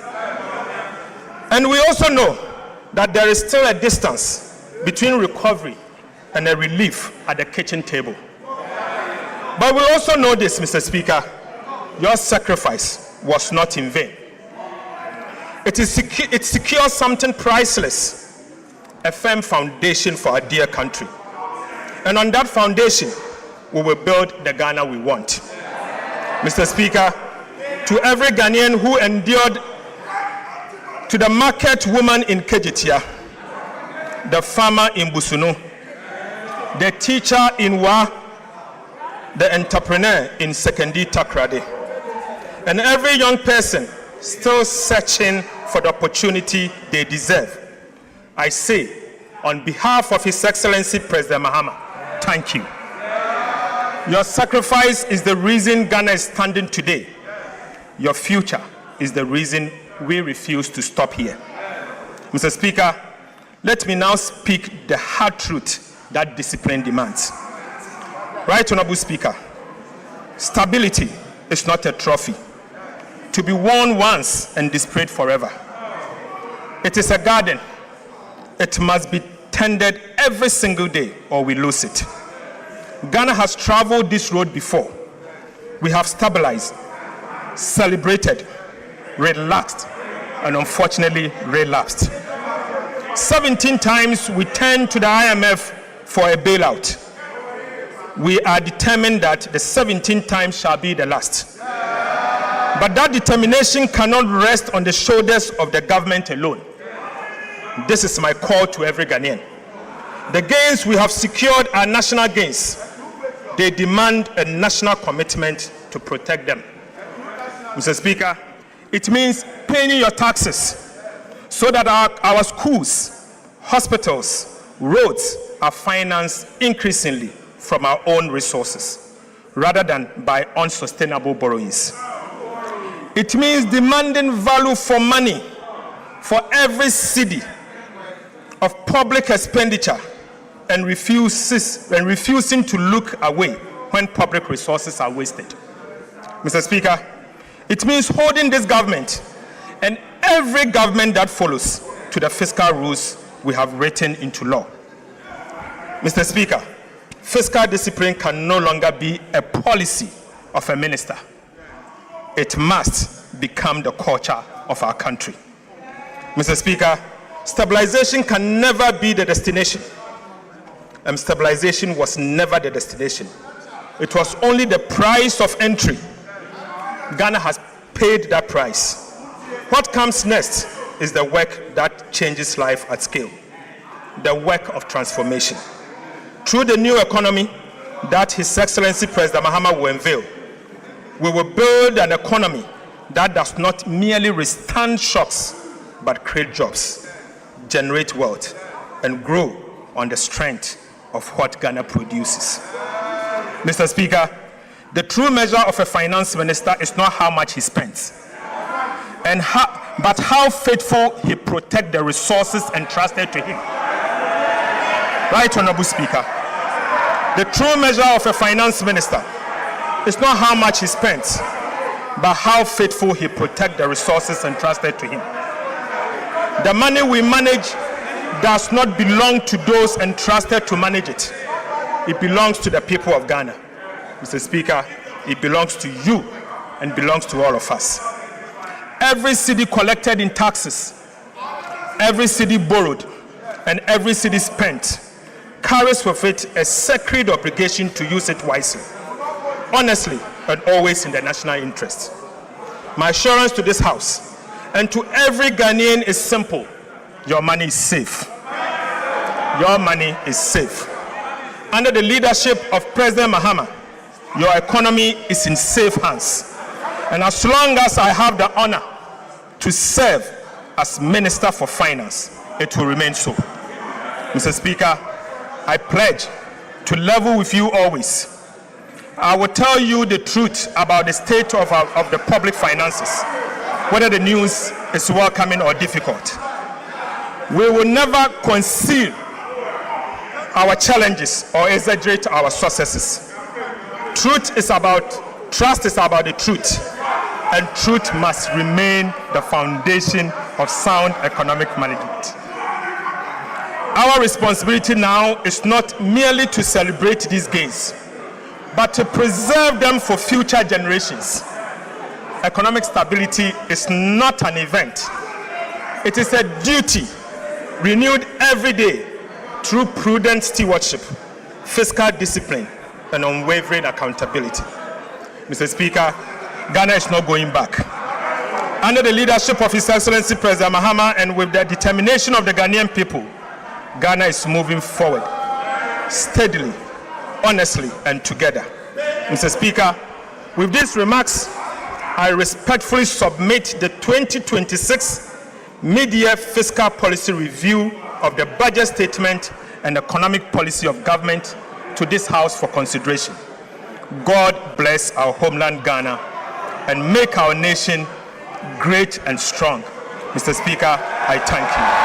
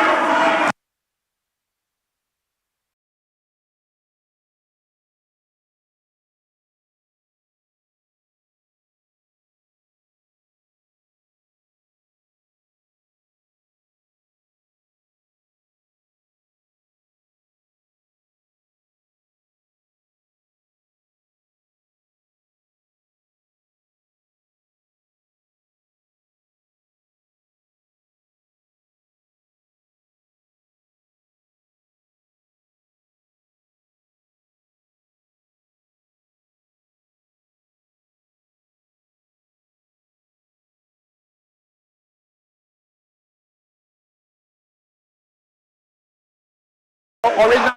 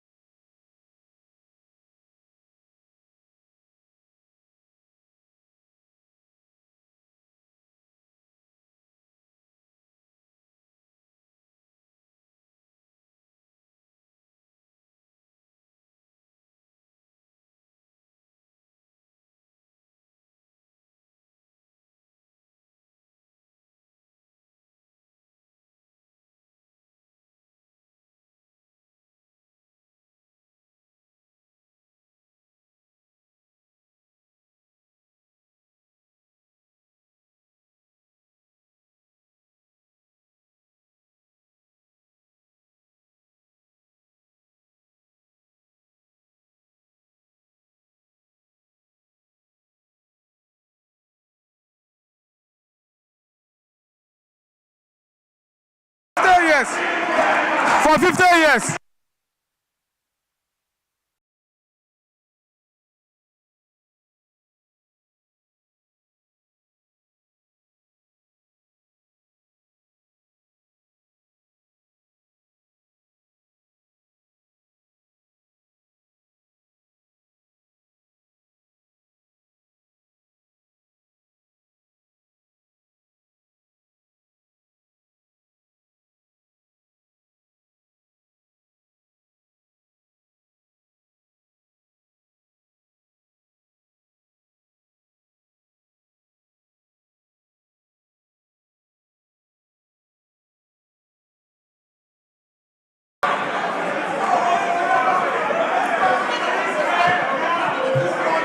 Honourable members,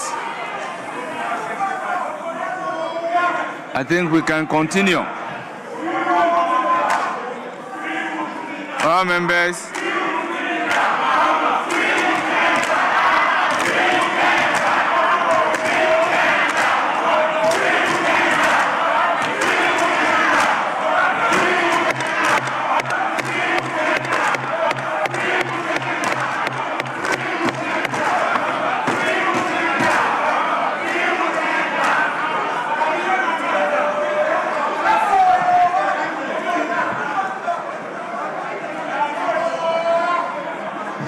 members, that is the mid-year review of the budget statement and economic policy of the government of the Republic of Ghana for the 2026 fiscal year, ably presented by the Minister responsible for finance. Honourable Minority Leader.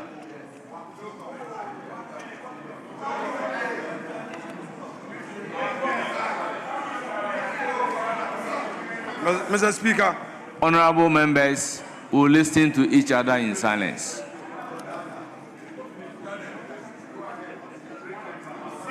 Mr. Speaker,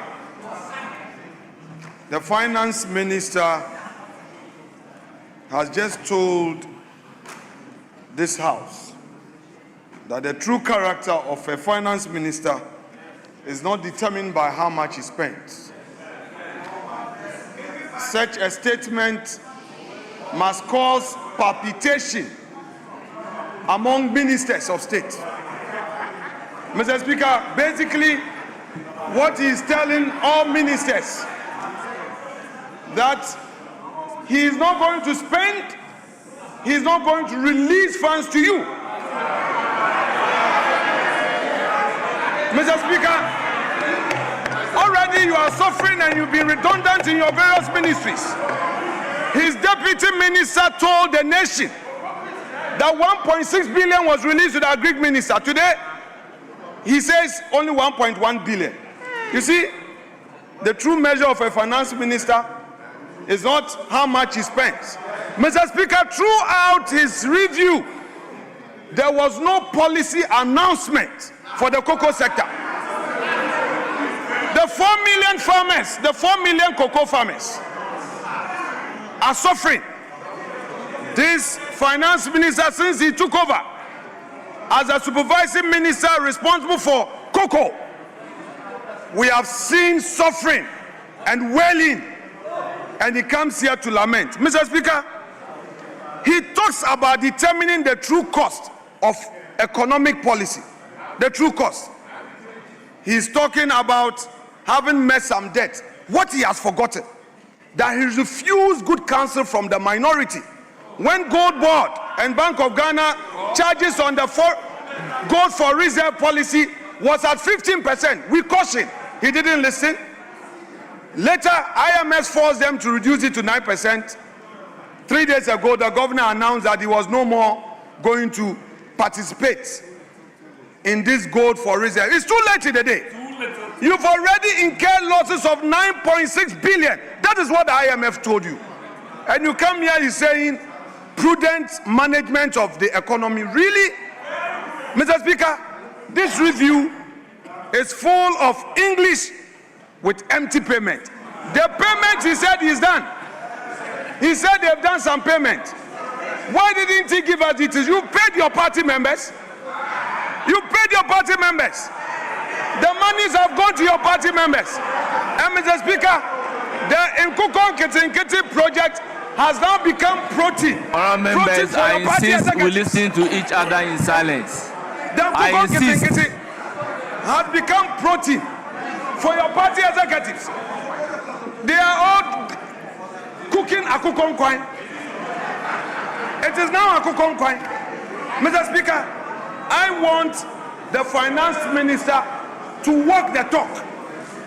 If you come here and you say 24-hour market, 24-hour market at 42 million cities, and you've abandoned the Agenda 111. The hospitals, that should be your priority. You are not constructing the hospitals. Then you are spending a whooping sum of 42 million, and you say you've released 80% to the assemblies. Mr. Speaker, meanwhile, you are using the assemblies, their own allocation, to pay for the 24-hour economy. When there are no hospitals, how do you say you are constructing markets? Mr. Speaker, this review is uninspiring. There is no inspiration. What we are experiencing in this country is persecution, persecution, persecution. For the first time, we are seeing political imprisonment. One to me is a political prisoner. Mr. Speaker, Camilla Al-Hassan, a young mother of 3, is also a political prisoner, telling you how intolerant you are, and you are here telling us you are running an economy. You want this to be a one-sided parliament. When people criticize you, you threaten them. A lot of my MPs here have been threatened. You are threatening members of parliament with prosecution. Let me serve a warning to the Attorney General that the ravening clouds shall no longer be victorious. They shall not long possess the sky. Be careful. 2028, you'll be in opposition. 2028.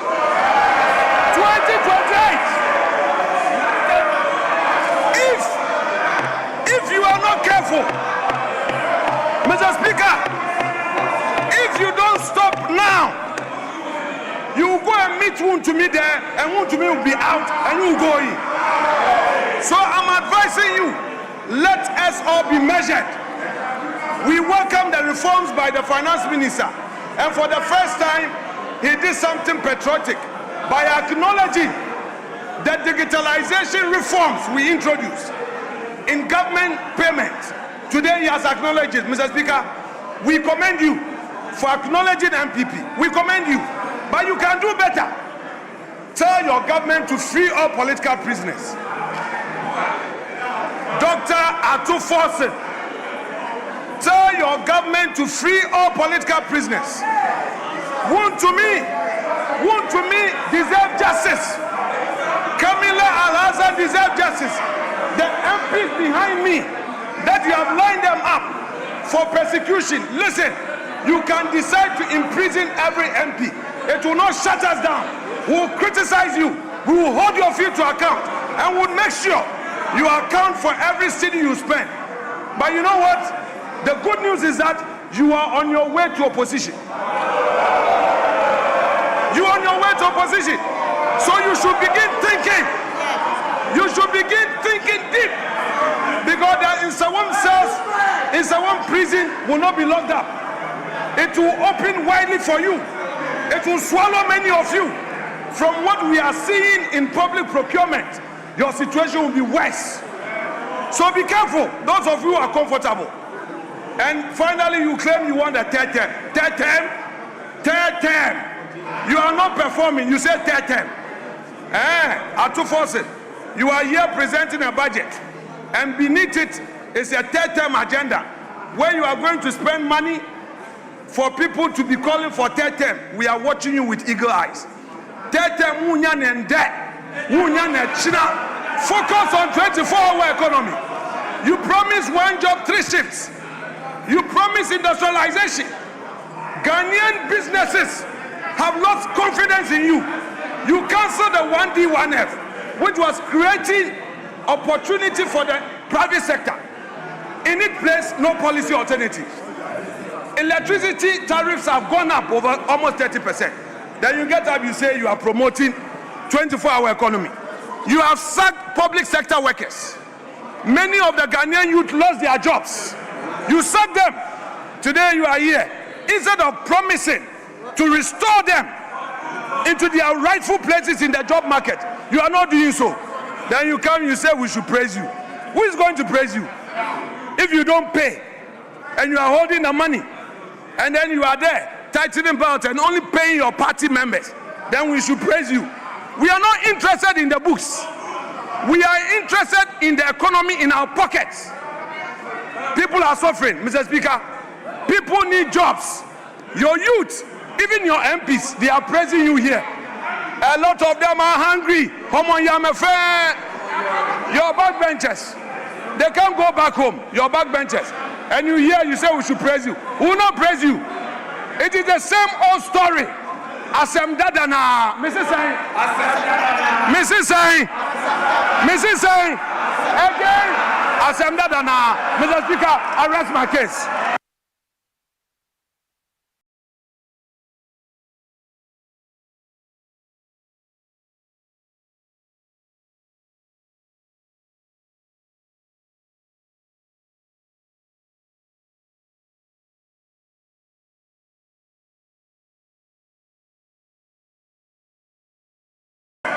Yes, Majority Leader.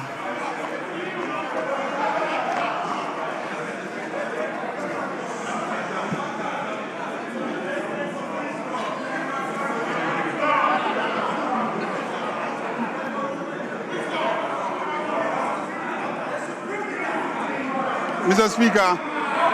Honorable members, let's listen to each other in silence. I insist that we listen to each other in silence. Yes, Majority Leader. Thank you very much, Mr. Speaker.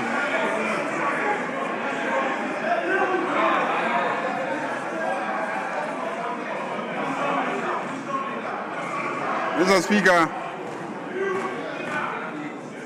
let me, on behalf of the House, thank the Finance Minister for presenting a mid-year review of the budget, which this House approved and authorized him to execute.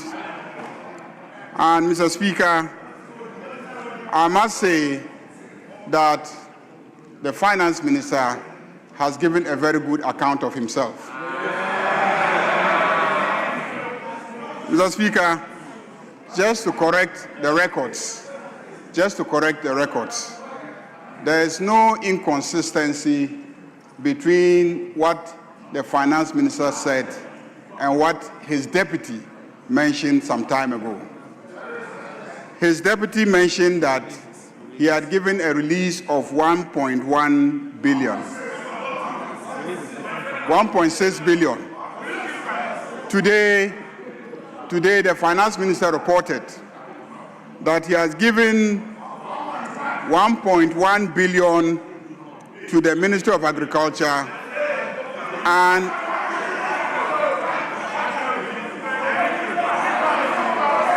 that is payment.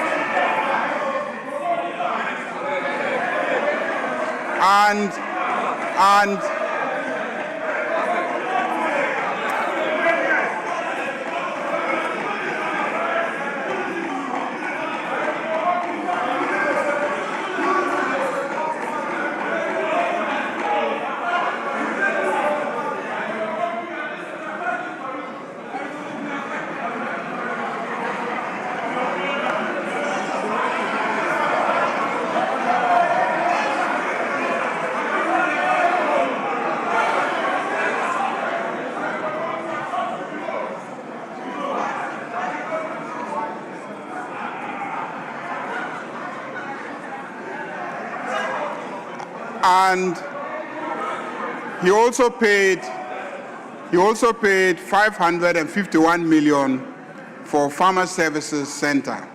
If you put the two together, that's 1.6. That's one point. It was presented. You see, the good thing about this media report,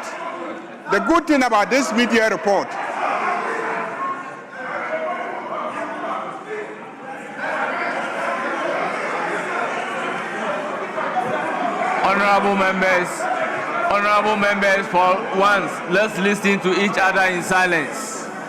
Honorable members, please. The good thing about this report is that it was presented live on national television. Everybody was watching and they saw the figures projected. So if the minority leader engages in a slip of tongue, it is important for me to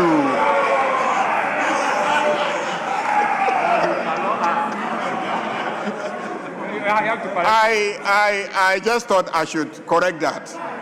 I know that he did not benefit from going to Fufulsu Primary School. So his mathematics might not be as good as Honorable Jinapo's mathematics. When you add 551 to 1.1, you get 1.6. So the finance minister and his deputy presented an accurate figure. But Mr. Speaker,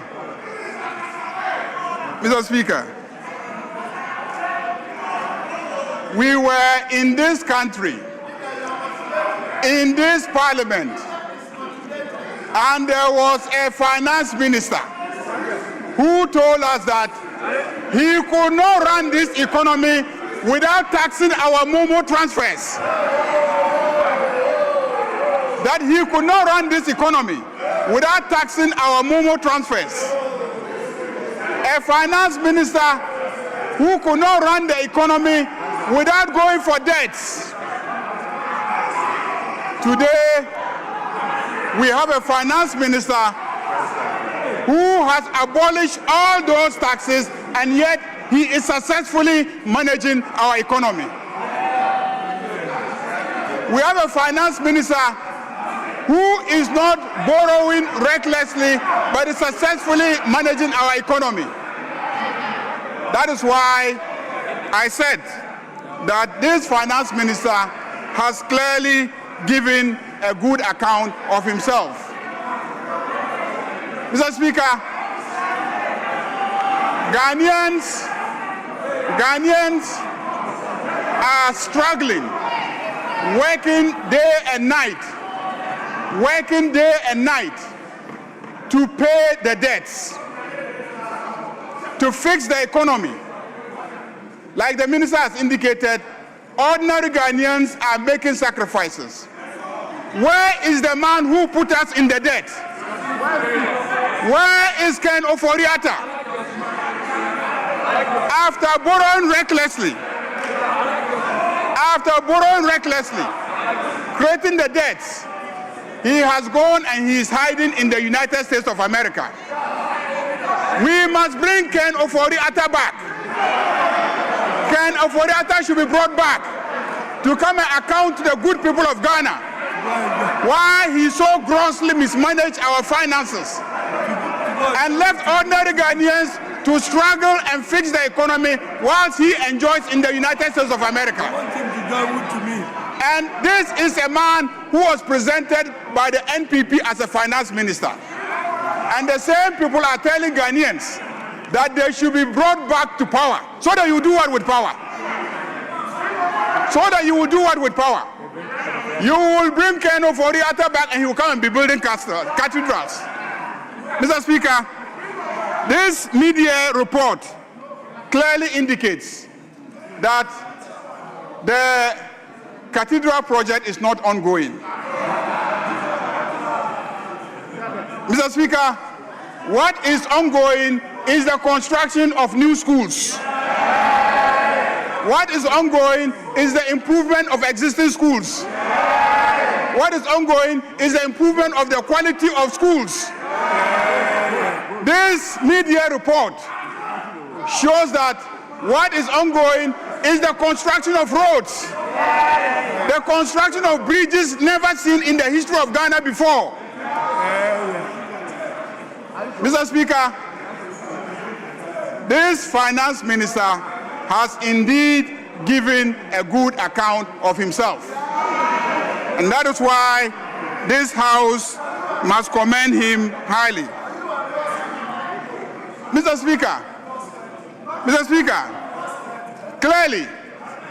clearly, under this finance minister, Ghana is working again.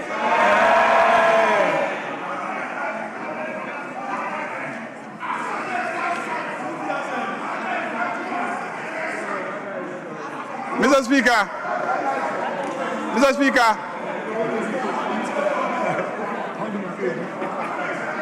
I believe that with Dr. Atuforsen managing our economy, we can all go to sleep with two eyes closed, because he will deliver. Mr. Speaker, as for the issues that my friends in the minority have raised, I am surprised that when we have been presented with a mid-year review of the budget, we are seeking to castigate the judiciary of this country.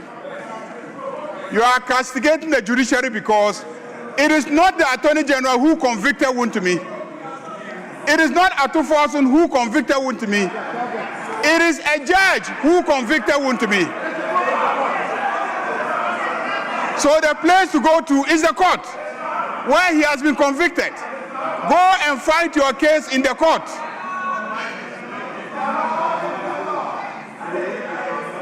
I have full confidence in the judiciary. And I know that if you go there and you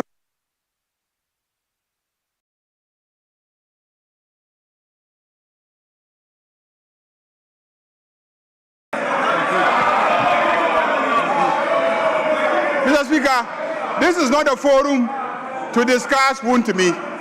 It won't be fair to Wontumi for us to make him the subject matter of debate. So, Mr. Speaker, let me join this House to commend the Finance Minister and to assure the Finance Minister of the support of this House, of the support of Parliament as he continues to work and improve the finances and the economy. Finance Minister, this morning or this afternoon, you have laid a number of bills. Which we believe are all aimed at helping you achieve your various targets. This House will diligently go through the bills and ensure the passage of the bills. Mr. Speaker, why is the minority leader thinking that he should take the same time as myself? I speak for 189 people. I speak for 189 people. You speak for how many people? Let's count them. How many are they? How many are they? How can the person who speaks for 189 share the same time as the person who speaks for 87? How does that happen? How does the person who speaks for only 87 have the same time as the person who speaks for 189? Mr. Speaker, so be measured in terms of what you ask for. Honorable. Look at your size when you're asking for material. Honorable Majority Leader. Mr. Speaker. Honorable Majority Leader, they will still keep your time for you. Yes, Minority Leader.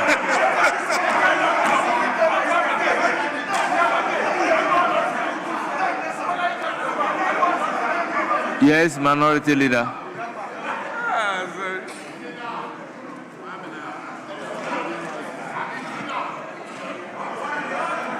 Mr. Speaker,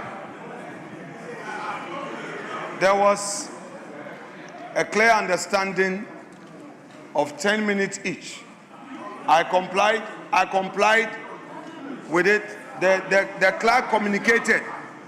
Mr. Speaker, we were both time. The majority leader's time ended. And then he was given additional time. Mr. Speaker, I was going to talk about the free SHS that they couldn't implement with internally generated funds, and now they are going to borrow. But I held back. Mr. Speaker, just exiting IMF, they've gone for 1 billion cedis. I kept quiet. Mr. Speaker, $1 billion. But because I wanted to act within time, I acted within time. And now the majority leader has been given extended time.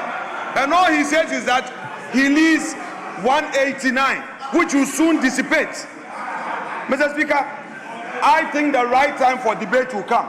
He should try and end this so that we delve into the issues, because the finance minister for 2 hours on his sparring message. Minority Leader, with all due that is respect, all I want to say. Let me bring it to your attention that I am not the timekeeper.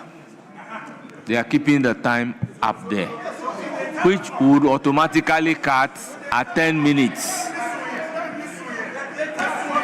I think the clerk can attest to that. Yes, Majority Leader.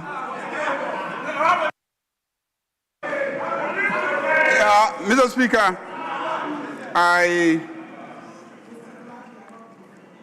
if you observe, for most of the time I was on my feet. I was not talking because you were making a lot of noise and heckling. So I was quiet, if you observe. You see, when you heckle and I shout back at you, I haven't respected you.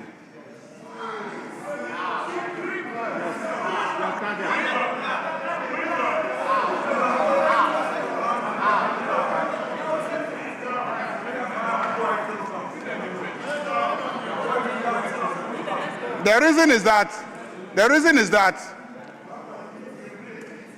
there's a proverb among my people, but I will not use that proverb.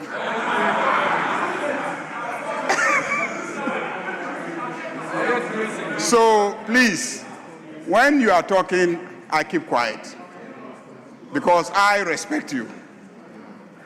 I have to listen to you. If you are talking across and I'm also talking across, we are not listening to each other. And the children who are watching from home will be learning a very bad lesson.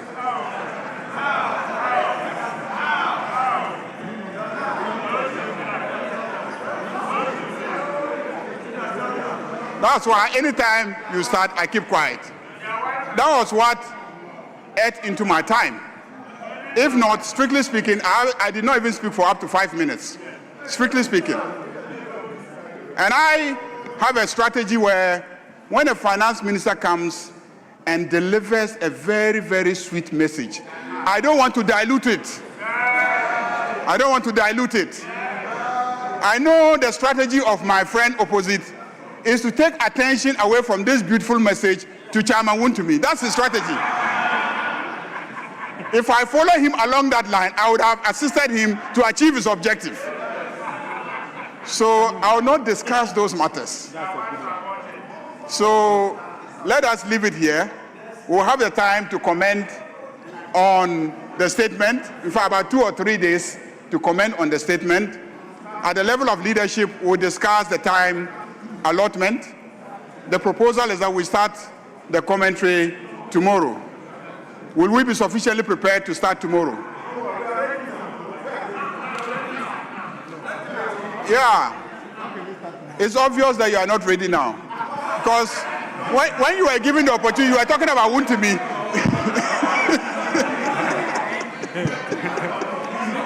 When you were given the opportunity, you were talking about Wontumi instead of the media statement. So you are clearly not yet ready. So we'll make copies available to you. When you read that, you might see that it has nothing to do with Wontumi. So, Mr. Speaker, I thank you very much.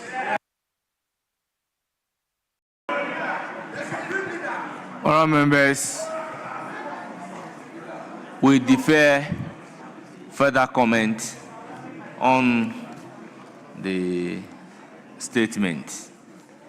We then turn to order paper addendum 2. At commencement of public business, presentation of papers.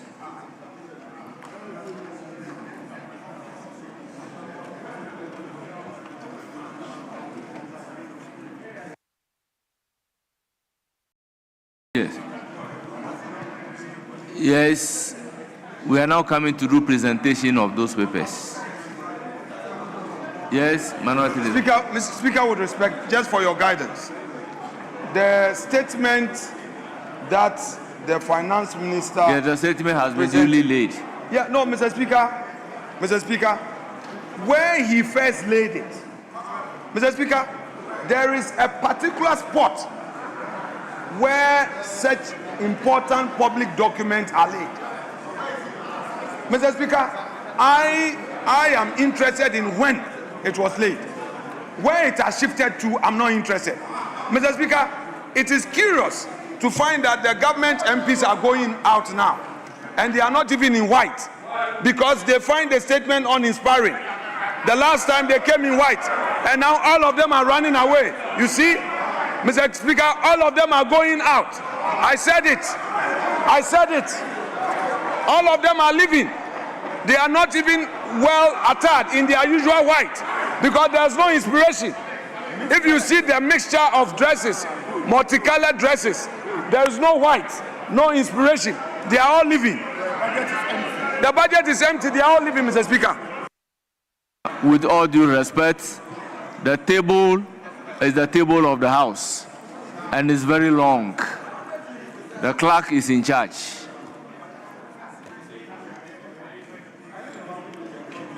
Honorable Minister responsible for finance, you may now lay item numbered 1 on the order paper addendum 2. Request for a multi-year expenditure commitment to engage a service provider to assist with the implementation of the Fiscal Electronic Device (FED) policy for the Ghana Revenue Authority. Request for a multi-year expenditure commitment to engage a firm to develop and deploy the Ghana Domestic Revenue Collection Platform. Request for a multi-year expenditure commitment to engage Principal Consult Limited to develop, implement, and deploy cross-border e-commerce VAT monitoring and collection system, the Sentinel system for the Ghana Revenue Authority. Honourable members, the item numbered 1 on the order paper addendum 2 at page 1, I have all been duly presented, and they are referred to the Finance Committee for consideration and reports. Yes. Mr. Speaker, I rise Standing Order 97.3. And Mr. Speaker, with your permission, I read Standing Order 97.3. A short explanation statement shall be made by the person presenting the paper where requested by the House or a member upon the presentation. Mr. Speaker, papers haven't been laid. Yes, the Finance Minister. Honourable Finance Minister.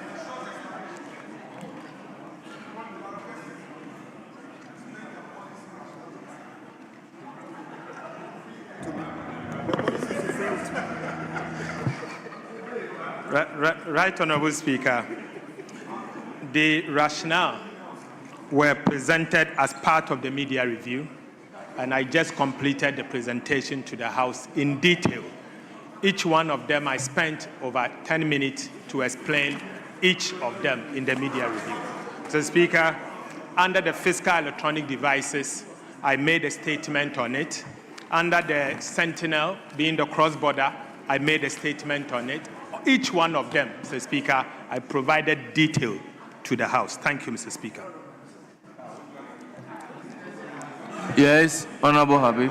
Mr. Speaker, the Finance Minister is a senior person in this chamber.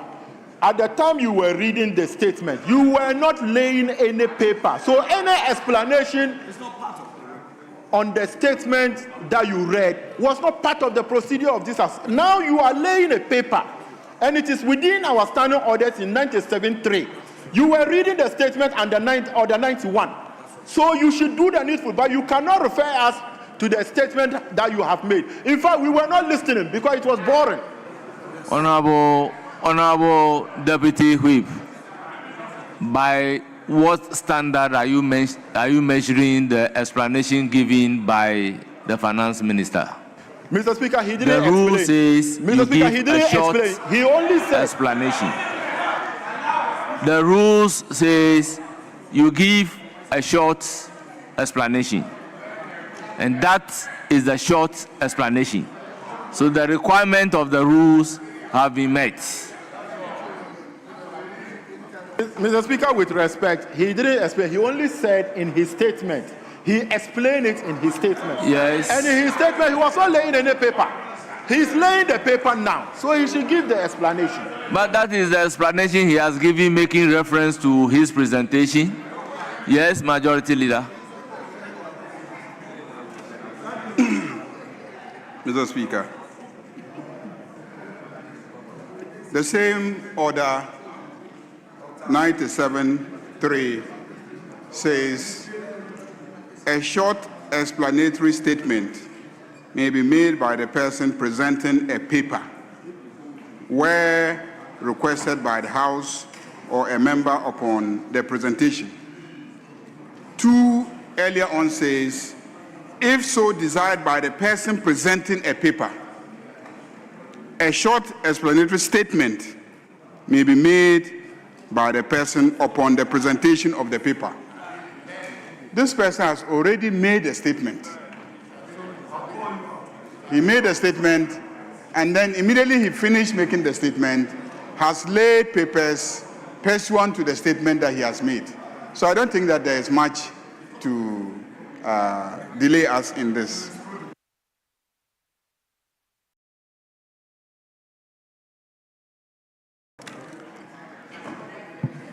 Honourable members, let me crave your indulgence to acknowledge the presence of very revered personalities in our midst.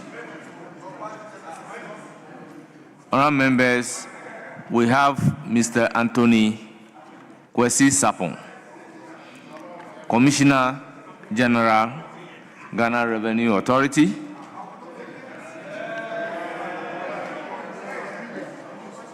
We have Honorable Alexander Afenyo-Mensah, Commissioner Support Services. We have Dr. Martin Kobil Yamboriga, Commissioner Domestic Tax Revenue Division. We also have Mr. Aaron Kano, Commissioner Customs Division. And we have Controller and Accountant General, Mr. Kwesi Ajay, in our midst. We have Deputy Chief of Staff, Nana Wee Bampo Ado. We have the General Secretary of the NDC, Honorable Fifi Fiavi Kwete. We have the Chief Director of Ministry of Finance, Mr. Patrick Numo. We have Commissioner for Custom, Mr. Kano. Honourable members,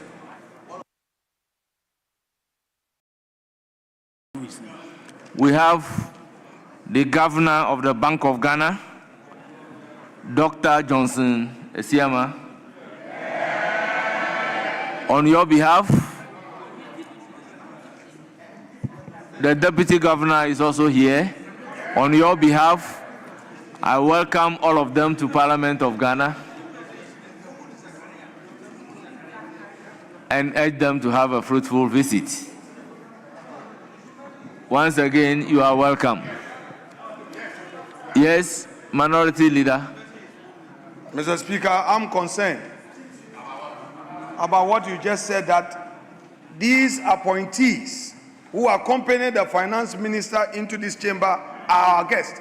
These are non-ministerial appointees. They said a lean government. Look at all the appointments they've made. Mr. Speaker, is this a lean government? And Mr. Speaker, when it got to the governor, your face changed. Mr. Speaker, when it got to mention the governor's name, your face changed. You were full of smiles. What is it that you know that we don't know, Mr. Speaker? Honorable Minority Leader, with all humility, on this occasion, you are completely out of order. Yes, Majority Leader, any indication? It started at 12, yes. So, Mr. Speaker, it started at 12. It started at 1, so we're not. Oh, Mr. Speaker, I move that. Oh, Mr. Speaker, what happened to the minority side? Mr. Speaker, what happened?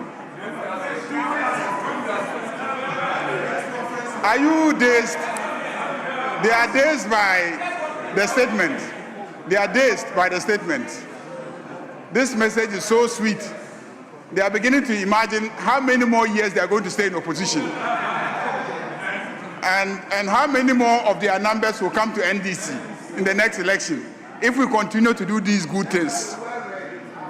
So, Mr. Speaker, on that note, I move that this House adjourns till tomorrow at 12 noon.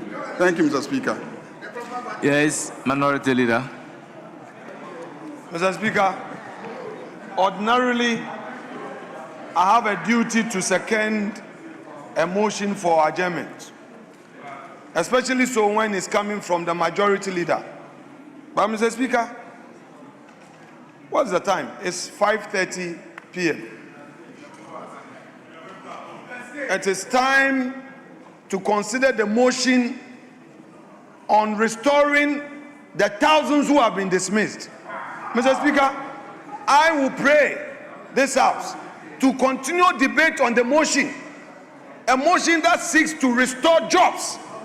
Thousands were fired through government directive.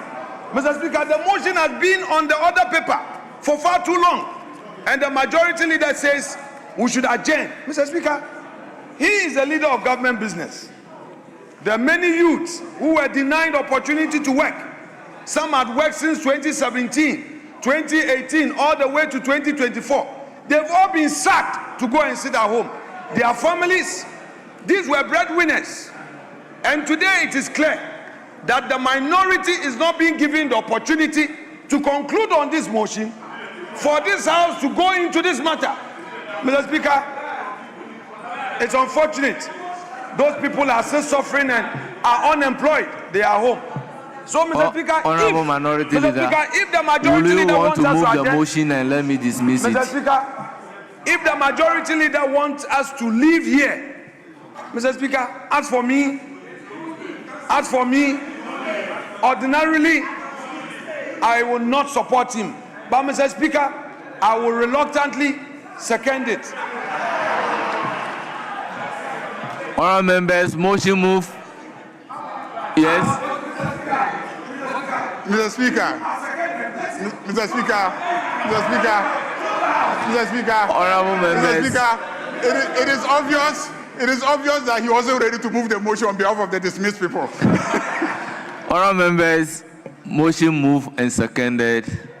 It is for the consideration of the House. This is a motion for adjournment. I will therefore put a question. As many as are in favor, say aye. Those against, say no. Honourable members, the ayes have it. The motion is adopted.